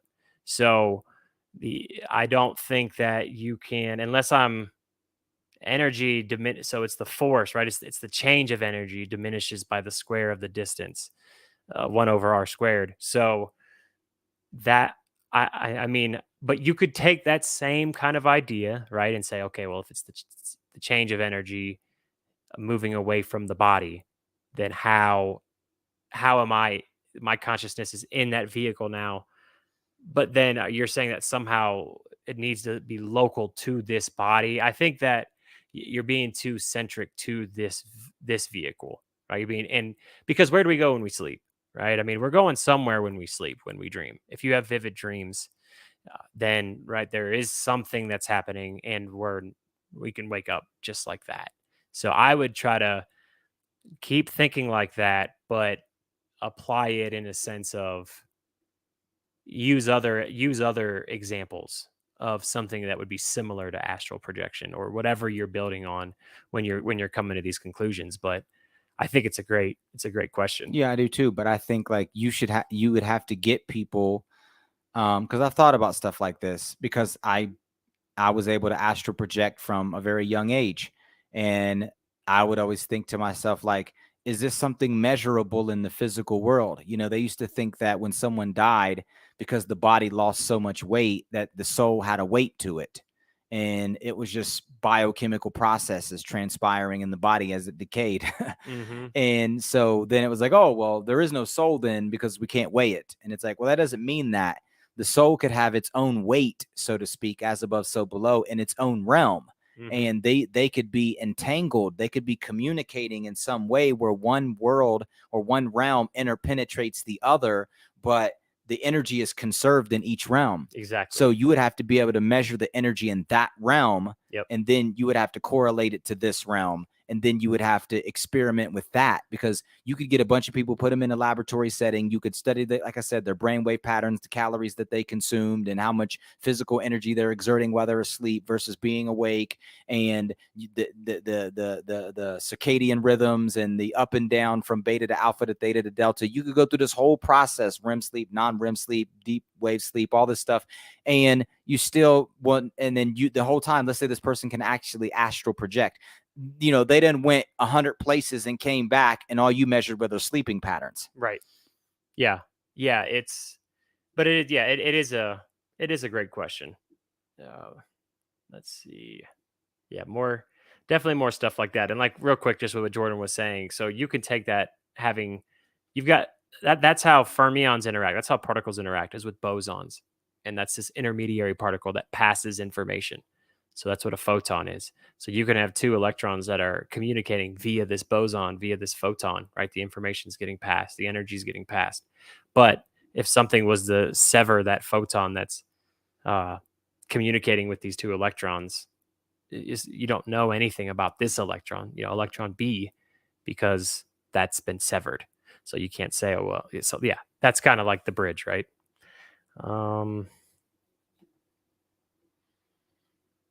Sure. Yeah, I'm just going off the idea of a woman giving birth, conceptualized as the missing data, as sperm missing the egg, etc. Micro, macro. Yeah, yeah. No, that's one of those things it's a question that you need to chase down. And once you feel like you've used logic to deduce or come to your conclusion, then you can't be upset either way. Like, oh, well, I chased these answers down and it doesn't make sense. You can't be like, oh, but it was such a good idea. Or because scientists, it happens all the time. People spend their entire lives just to see that their original idea was wrong, and it helps out every other scientist because now they don't have to do that. Or if it's right, then it's like you don't need to take pride in it. It's just an idea you had that you chased down that was right, and now you have a bigger piece of the puzzle. So yeah, definitely keep doing that. Yeah, and you got to think like you're still talking about two physical things. Like, yes, if you remove one thing from the other after they coagulated, of course something's going to be missing. But if it's like if I remove your heart or I remove one of your organs that you don't need and you can still be alive, are you going to weigh less? Yeah, you're going to weigh less. But we might in the future be able to calculate like the shift of your quantum particles. Mm-hmm. And when you're sleeping, like there's something that when people astral project, it happens specifically in the quantum realm. Well, this is the gravitational wave person. Oh, okay. Oh, yeah. It's So okay, sorry, Mr. Rogers. So is what y'all all think, or what? I mean, that's a good, or what y'all know. That's a good question. We do a lot of research, and generally, what we bring to the podcast is what we think and know. I mean, by what we know, do you mean known as in validated? That's how I would take it. Like, think means not validated, know means validated. And generally, what we bring to the podcast is what we know. If you watch our videos, we don't go into hypothetical zone. I don't think we have it all. And if we do, we say, well, hypothetically. Yeah. So hypothetically would be more of what we think, right? When someone says hypothetically, they're talking like, well, it's like a hypothesis, right? It's like a guess, an educated guess. And we'll do that on the live, but we'll tell you a lot of what we say, especially from the physics side, is what we know. If it's from the metaphysical side, it's deduced from logic. Jordan's done a lot of research to make sure it lines up with history and all these different things. So I would say, and here's the kicker. We'll debate it with anybody, because we don't just believe things because we hear it once. We hear something, it might resonate, and then we research it. So if we are willing to come on here and say it, and we're not saying hypothetically, then we'll debate it with whoever. Not saying that that's a challenge, but just so you know, that's how confident we are. Is we can. That's why we feel like we can teach, because we don't just consume information and then regurgitate it. That's just not how. It's not how we operate. No, we strategically avoided that for that reason, because I can say, we're going in the realm of speculation. I could say, hey, Garfield is Einstein in a parallel universe. It's like, hey, I can't debate that. No, right. Yeah, there are certain questions. It's like, hey, we'll never know. You could be right. Like the whole Bouchard.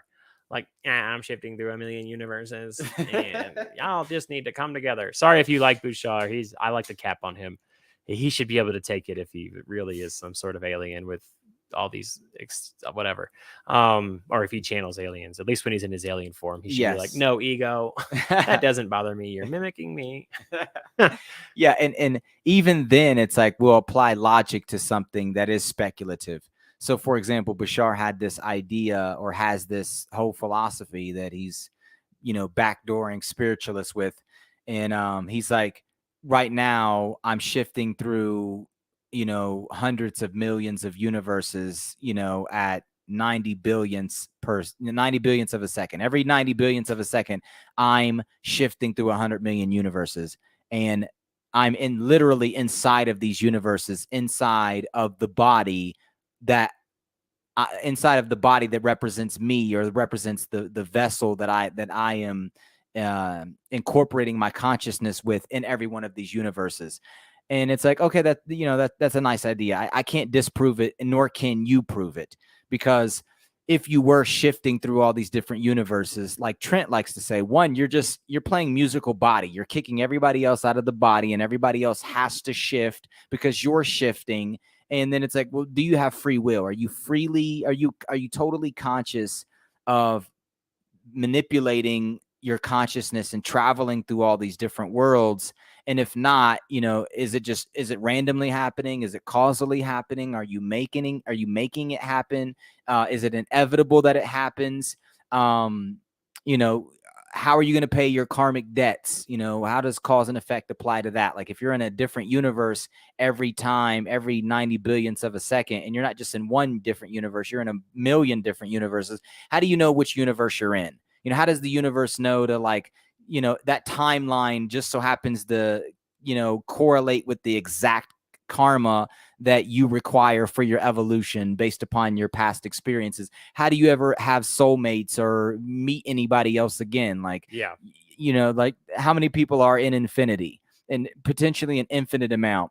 Yeah. So are you ever going to, like, meet the same people again? This contradicts everything that we've ever been taught and experienced intuitively and practically in our particular universe. Mm-hmm. So I just don't really see the practicality in something like that, nor is it provable. I can't disprove it, nor can he prove it. Yeah. And that's just not the realm that we like to delve in, because it goes back to hey, is Garfield Einstein, and did he invent relativity in a parallel universe? Okay, maybe in one out of all the infinite potential parallel universes, Garfield is Einstein and I'm Nikola Tesla. Yeah, and that's what, when you're looking for people, if it's entertainment, that's fine. But if you're looking for an actual spiritual guidance, then using, the hermetic principles like we talk about would be best, because cause and effect negates what Bouchard talks about. So if you believe in cause and effect, you can't believe what he's saying. Yo, Jay Smoke, what's happening? The Emerald Tablets, man, we're gonna actually do it on the next. We're gonna do it on the next episode, or we obviously brushed up on it, and we've got some great content for it. But today we started out with questions, and we've been doing questions for an hour and almost 2 hours. So thank you for joining, man.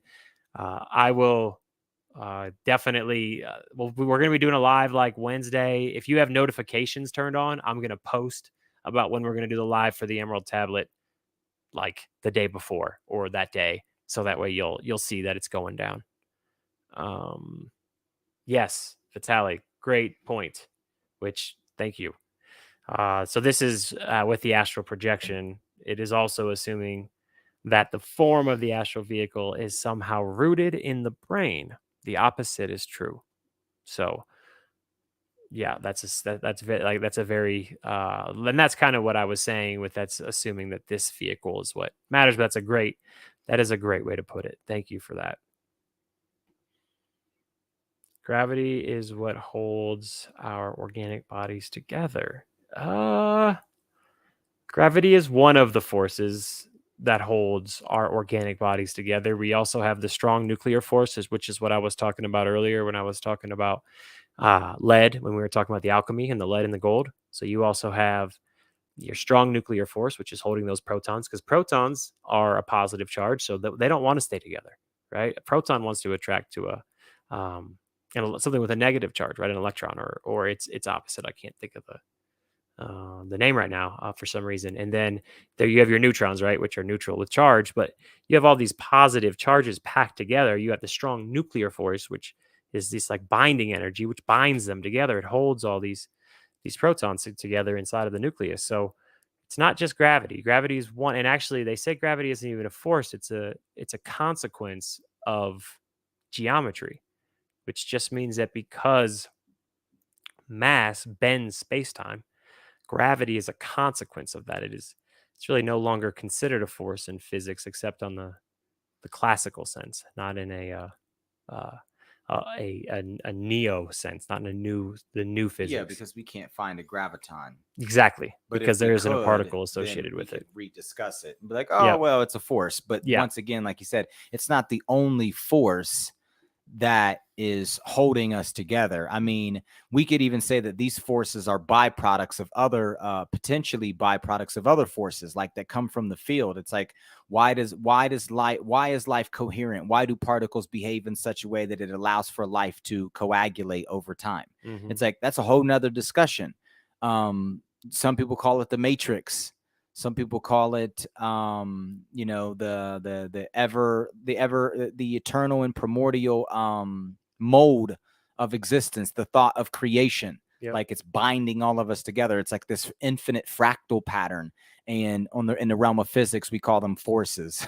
right, yeah. And here's one other thing I want you to think of, because you're on the right path and you're asking the right questions. So we appreciate you being open and just thinking this through with us. You could come on the next one, because you're doing a great job. If you wanted to sit in and actually ask these questions and not have to wait to get to them, we could cover a topic. But when we go to space, we leave gravity behind and we don't fall apart.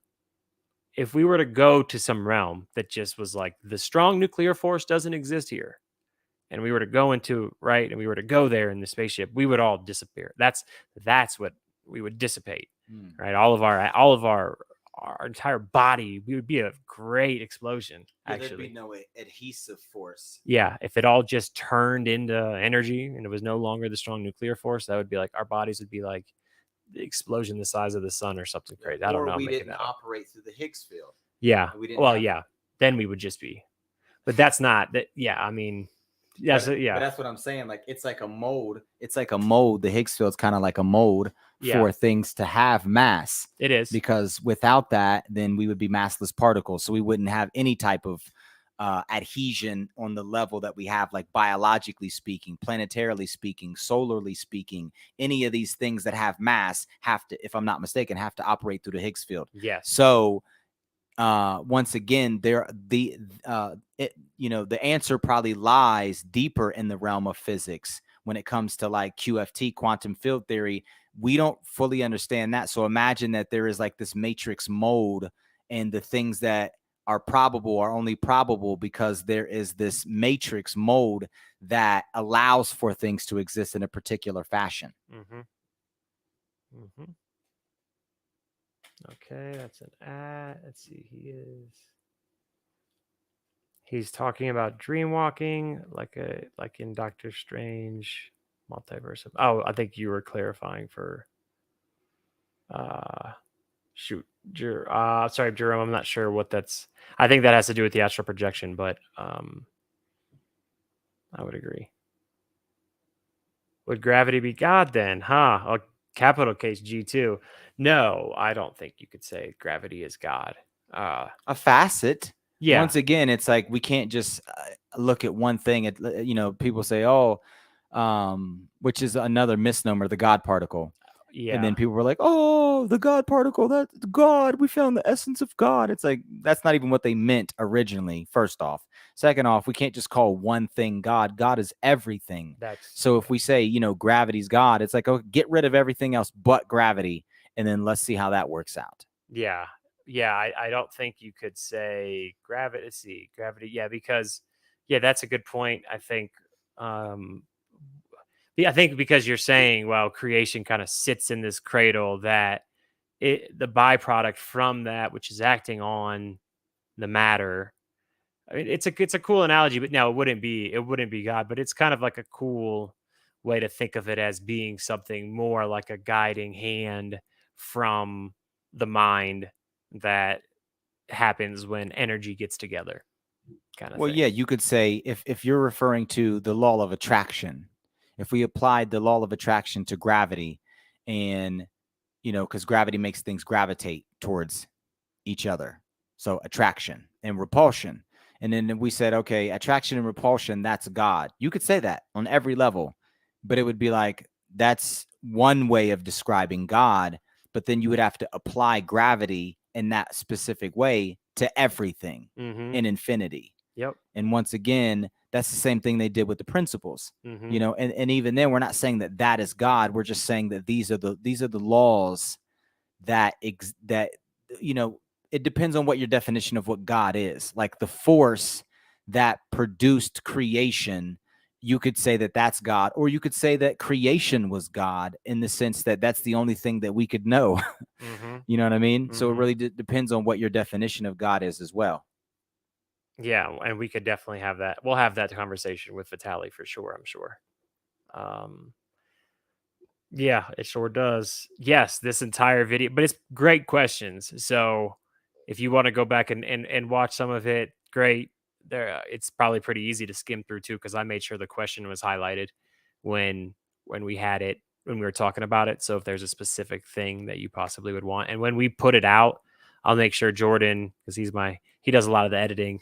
I'll make sure he puts the question as a bookmark, as a chapter. So the name of the chapter. So it'll be easy to navigate to any of the questions. But yeah, man, we're not going to go past 8 more minutes. This is fun. I know some people like we got stuff to do. It's getting late. Um, it's been 2 hours. No one knows the answers. Well, yeah, I mean, just in general, I think Jay Smoke. I think because you've been doing the astral projecting too, and we talked a little bit. We're gonna do a live where we're gonna start putting it. I don't really know how. We're pinning the comment maybe with to be able to come on here, and instead of just asking a question, we're actually talking about it and giving everybody 10 minutes to talk about something. Or we'll find a way to make it more interactive because yeah, I mean just for this, no one knows the answers. I don't know which question you are specifically talking about, but I'd say we could talk about, does anybody know any answers? You think no one does? What does it mean to know in an absolute sense? Do we know the answers in a non-linear fashion because everything's changing? No, of course we don't know the answers in the linear, right? Because we're moving through time linearly. But in a linear sense or in a relative sense, yeah, we know the answers to things at this point in time. Right? I mean, I don't, that's the thing, but you just said the answers, so I'm not sure what that relates to. Uh,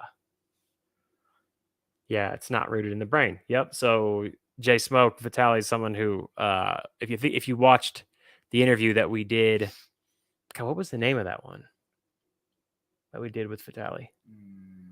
That was after the physics of light, right? I don't know It because we was. changed the name. I'm on the front, because I'm on the front of that. If you look at it, it has Vitali's symbol of the owl, and I'm on the front like this. It's the only one where I'm on the front, trying to mimic that I'm have my wings spread. I can't remember the name of it, but we talk with Vitali on that, and he's the one who mentioned that it's not rooted in the brain.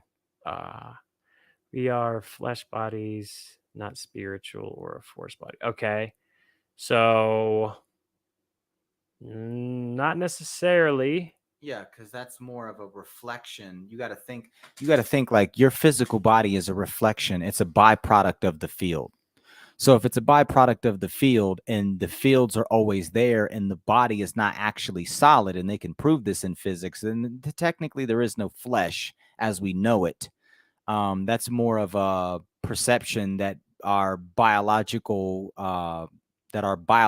bodies allow for. It allows us to see ourselves coherently and have a singular individualized perspective when really it's just an agglomeration of parts, and these parts can be broken down into the quantum realm, and then the quantum can be broken down into the fields, and who knows what the fields can be broken down into. So I can't say that it's flesh, because that is a byproduct of these energetic waves.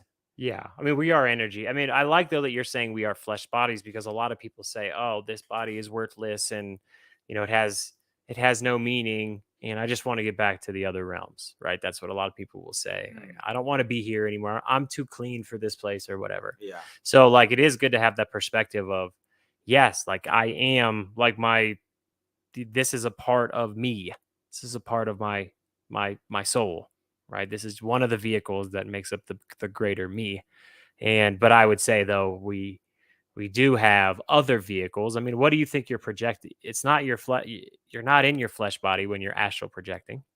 So what vehicle are you in if you're not in your flesh body and you're saying that we're just flesh bodies, that there's no spiritual body or force body? force body. I get what you're saying because the whole force, but yeah, I think you get what I'm asking back. Dropping some bars, yes sir. Just straight bars over here. Besides, I doubt nuclear force holds us together. We literally die when exposed to radiation, dude. Come on, man. So look, yeah, nuclear force does hold us together. You could doubt that, but science. That you're not doubting me. You're doubting science. At that point, I'm just because when skin cells are exposed to some sort of high energy, doesn't mean that high energy bonds don't exist within the body. They just don't exist where they're touching the skin cells. And they're in a form that's contained. So the bonds that hold these protons together are in a form that's potential energy. If you watch the potential and kinetic, right? They're in a potential state. They're acting on them, but you just think of it as a potential state. And when it's radiation, it's these high intensity frequency that is damaging to the cells, which you could think of as a kinetic state. G-force, baby. G-forces. I still don't think gravity holds us, brother. Oh, that's like, oh, are you you believe in the flat earth? Oh man, there was so much potential for J Smoke. We could debate that too, man. If you don't think that gravity, if you don't think gravity is a thing, you think the earth is flat, we could definitely talk about that. It's too simplistic, but gravity is the one thing that science admits they don't know shit about. Yeah, that's too simplistic.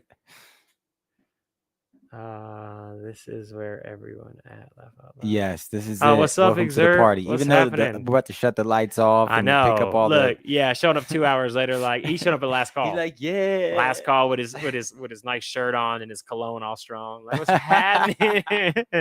Got his big old gold chain on. Yeah. Yeah, this is where it's at, boy. We've been on here chopping. Everyone is everywhere at once. Magnetic force. I'd have to. Yeah, there is a. Oh yeah, sure. I didn't go through all of the forces. There's the electroweak, magnetic. Everyone is everywhere at once. Yeah, that's why. So this is what's hard about having conversations. That's why we want to have people on. So I mean, we could probably wrap this one up because Jason, I think that you have some great ideas, or you have something to say. I want to respect that. I'd like to actually talk with you about it because that's how other people can learn. And if you're saying everyone is everywhere at once, like in all of these vehicles, then I would agree. But then that contradicts what you were saying about we are flesh bodies and we don't have these other spiritual bodies, which is what we're calling them. Obviously, they're still somehow physical. And if that's what you're saying, that they're still physical in that realm, they're made up of something, then we would agree. Yes, exactly. Yeah. I genuinely want y'all to put, see, look, the screen's cut off again. It's telling us to put people on the, we will. Oh, yeah. Oh, 100%. Oh, I agree. It's going to be in Jordan.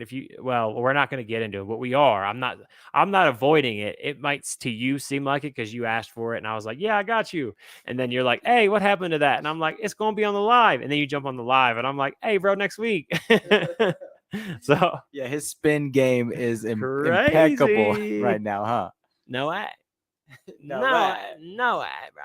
Like, so yeah, but no, we are like, I literally just to brush up on it after I told you that I actually already had it on Kindle, but I wanted to be able to listen to it on Audible, so I rebought the book and I could show you on my phone. So because I knew it was a short time and I don't have a lot of time in my day. So I wanted to just kind of brush up, and Jordan listened to pretty much the whole thing. I don't know, but we were ready. We actually were going to come on today though and say, hey, here's the gist of it, but to do a deep dive, we need more time. So either way, you're getting spun, I guess. It was spinning out of control. Energy is all around us. Yes. Some energy is all around us. I know you guys can see this. I just like to read it. Energy is all around us, good and bad. Some want to take us. Some want to take us. Yeah, energy is around us. Good and bad is Probably not the best way to say it. Probably most efficient, less efficient, or high vibration, low vibration. Good and bad is a construct that we created, but agreed.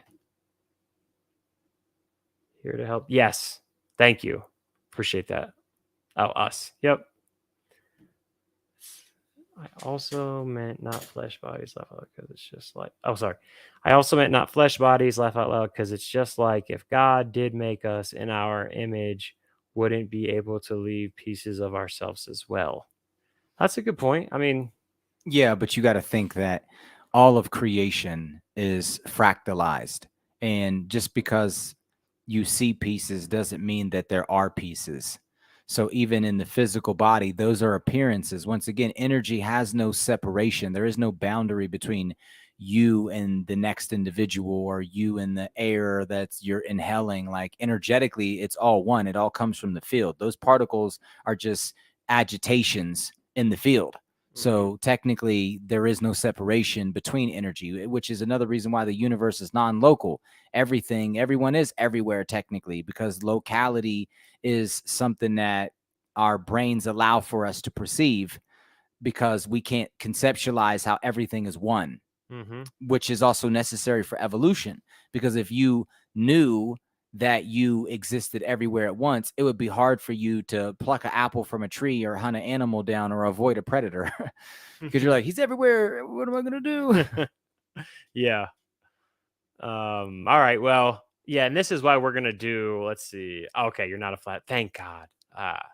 Nothing against, if you have a valid argument with it, I'd love to just talk, like not even debate, but just let's talk, you need a friend.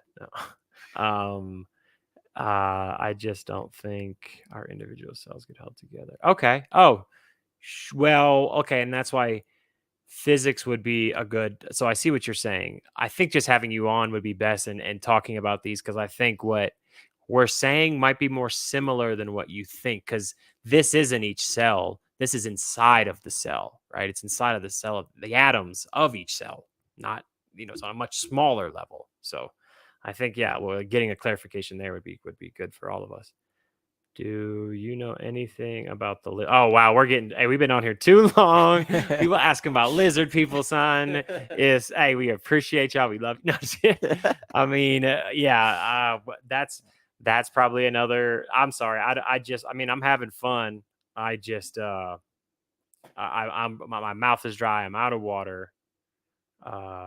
Yeah, we'll have to. That's gonna have to be another one, Jay. You done asked about the lizard people 2 hours in, my man. That's crazy. I mean, do you want to say anything on it? No, we can get into it. I've actually seen some of the evidence on like where the idea of lizard people come from. Not to say that that's not real. I don't subscribe to it. I'm more of a Anunnaki enthusiast.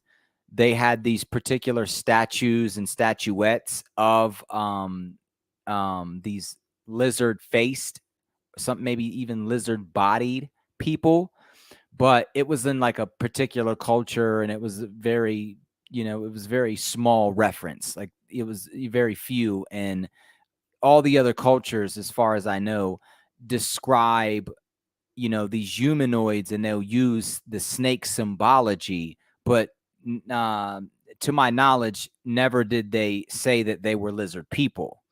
You had these lizard statuettes, and then you have people saying, oh, here's evidence of people being lizards. It's like, well, okay, there was also statuettes of lion-headed people. Were there a bunch of lion-headed people running around, or a bunch of boar-headed people running around, or bird-headed people running around, or people with eyes all over their body and wings and claws for hands and all of these other things? Like, okay, maybe somebody was genetically modifying humans and making horrific creatures, or this is symbolic. Right. And it's more likely that it was symbolic than it was somebody genetically modifying humans or creatures to be human-like. Not to say that it hasn't been done, but I've never seen evidence of a mass amount of people getting modified in that way on a physical level. It was more symbolic than anything else. But isn't the lizard people, and now I'm asking, but I thought that was like, oh, that's like Elon's, like anybody who's a billionaire, they think is like a lizard person. I mean, I Like, don't know who they think are lizards because like I said, I don't subscribe to it because when I was studying the history behind it, it was these little statuettes and like I said it was a very okay, small reference yeah, and they turned they took these little statuettes which everyone else that used as far as I know everyone else that used the serpent symbology um these were humanoid characters and the serpent was symbolic and they depicted that in their culture. yeah, They're very specific about it. They weren't like, hey, there are right, human snake-headed people that are covering themselves with flesh.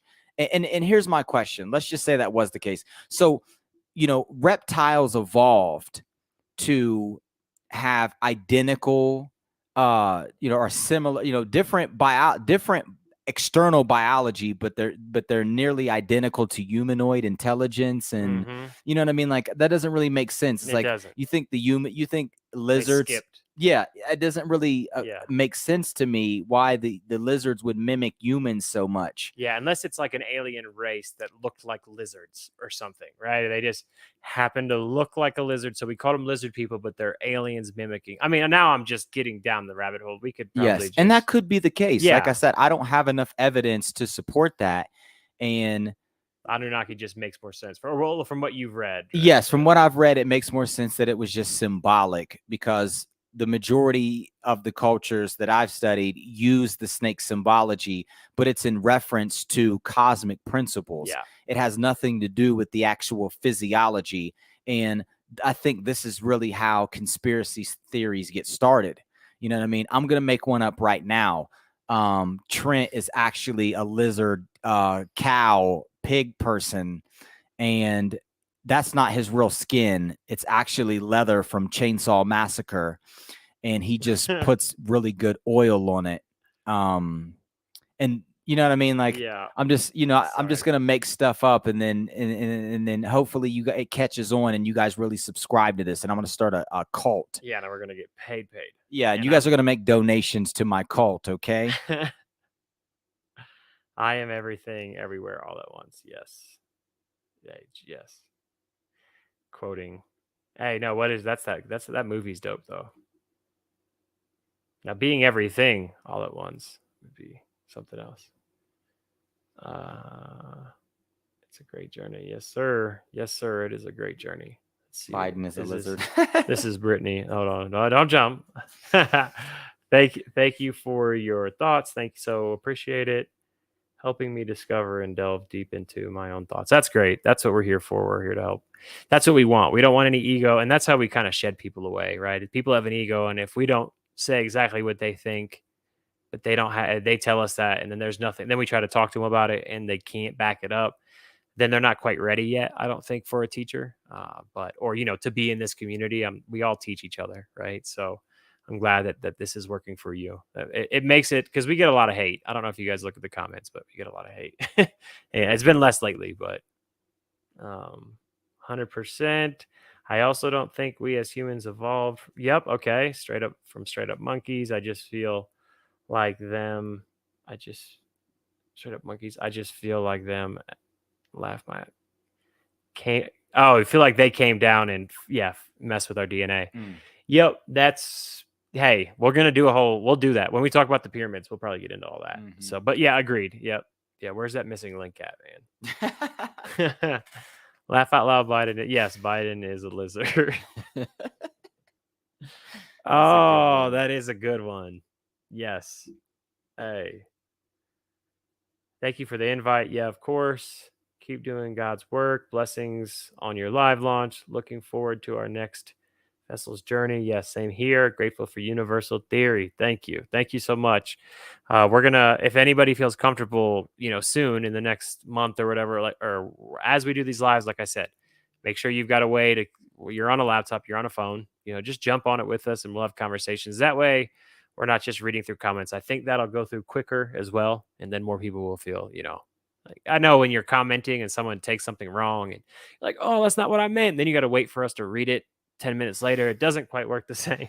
Yeah. So that's what we'll do next time. Laugh out loud. Biden's dementia so big. Oh my God. Biden's dementia so bad. He been talking about kids touching his legs. Hey, Biden is nuts, son. The fact that our president is this dude who is falling down and talking about God save the queen who died, son. Like this and he dude openly has dementia. is just wild. And it's like they're like, ha ha, y'all can't do nothing about it. And guess what? Y'all gonna vote for him again. Yep. So whatever. No matter what, we don't have any control of that. But I don't want to start up a whole new can of worms. Let's see.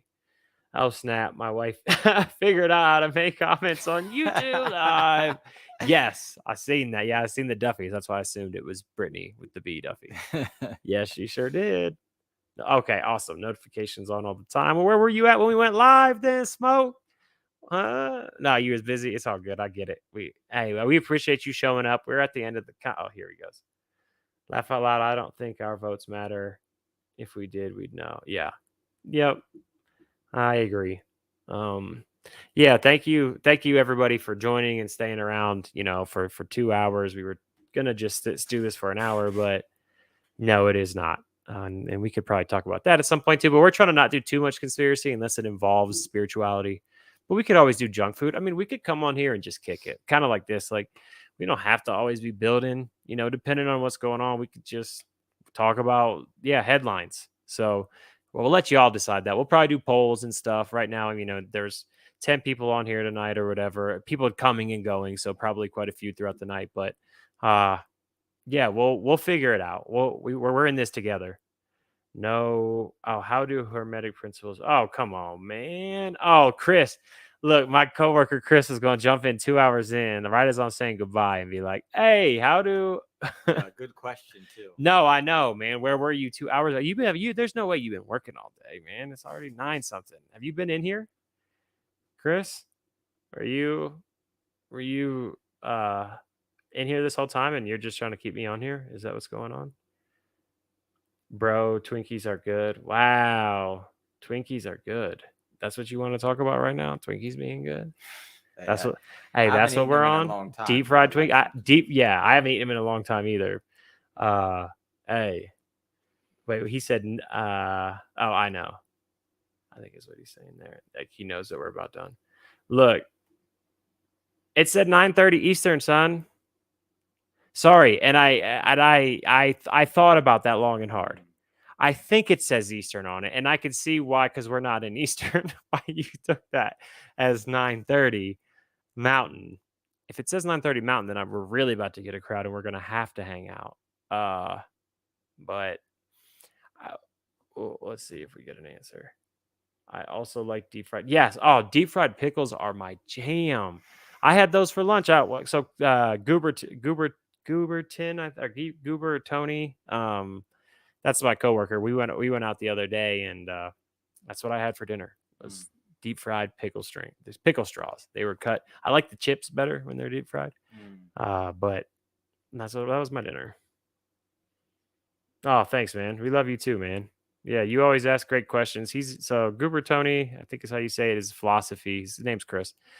Philosophy major. We were talking about having him on at some point too. You could join our live now that we're doing it like this, man. That might be a better format. And talk about some of the history of philosophy. I think a lot of people could gain a lot of insight from what because you were, explaining some things about us, about how philosophy, because really understanding how science and philosophy were once one, and that's what tonight's show was about. Chris, just so you know, we're going to post this and put chapters in for each question. All we've been doing all night is talking to the community. So if you want to go through the video, we're going to have the names of the questions on each chapter. So that way you can pick and choose what you want to rewatch or watch the whole thing. It's just 2 hours. So, yes, we are lucky. Oh, Gooberton the Third, even better. That's why it's capital. Okay, Gooberton the Third, son. That's my guy.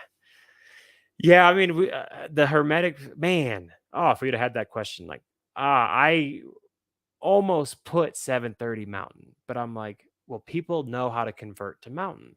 Like most people, like when you used to watch. I'm old, so I used to watch live TV. Not super old, but old enough to have watched live TV, and everything was always Eastern. Like the commercials were always like and we didn't really notice because we were in Ohio. Mhm. But like once I moved out here, I'm like, oh, that's why they did that, because it's like 9:30 Eastern, 9:30 p.m. Eastern. Jack Ryan saves the day, and yeah, that's why I did that, because I was trying to be professional, but I ended up being confusing. I'll watch it all. Cool. Well, yeah, I wish you could have been here for the whole thing, man. I'm sure you would have had some great insight. You guys using the blue light? No. No. We just feel like the blue light is pretty chill. We tried a few different. We tried green, we tried pink, we tried purple, we did red. Red we try to stay away from because there's scientific research to back up that can cause people to be agitated. But no, the blue just, we didn't like it having no color. So we felt like it was kind of plain, and we wanted the vibe. We wanted to be more of a inviting vibe. And we just, blue is what ended up sticking. I think I just got to every episode I was changing it every time we recorded, and then I just got tired of changing it, and this is the last one it was on. Is the blue. No, I know that's why you said it. We're on the same page.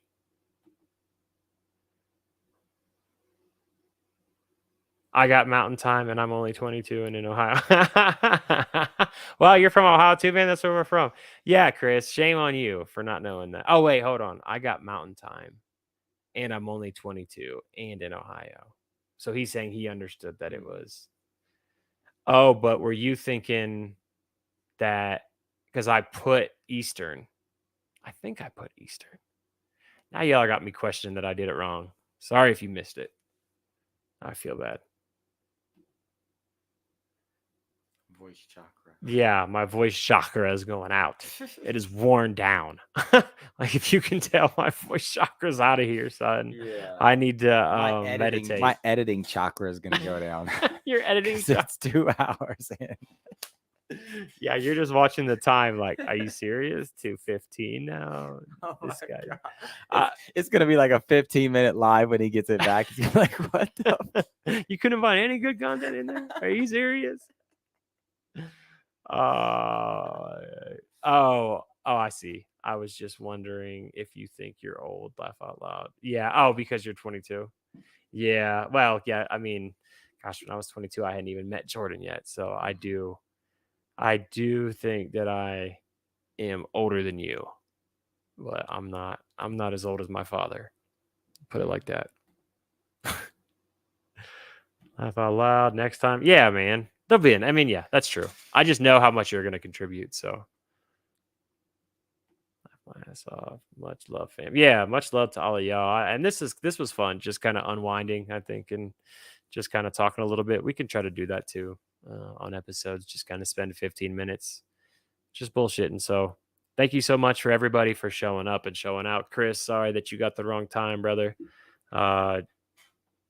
We'll be there. Look, I can't even think. Next time we're gonna do one this week. So sometime after work, we're gonna hop on here probably around the same time, but on like Wednesday or Thursday. So until then, check out our shorts, subscribe. We've got new comedy skits coming. Obviously, we'll have another long form or another video dropping on Sunday. And yeah, we've got the Marine rapper interview coming up, which is a very exciting episode that we did, an interview that we did that we've been keeping under the wraps. So check, if you aren't familiar with him, well, you'll see it when you see it. But yeah, if you're watching on Facebook, check out our YouTube. I know I put a lot of stuff on Facebook, but the YouTube is where everything gets cycled through. So if you love our content and you're watching on Facebook, check out our YouTube, and that's where you'll get all the content. Sooner or later, it'll be the same, but until then, I would just subscribe to the YouTube channel, hit the notification bell. We love you. Good night.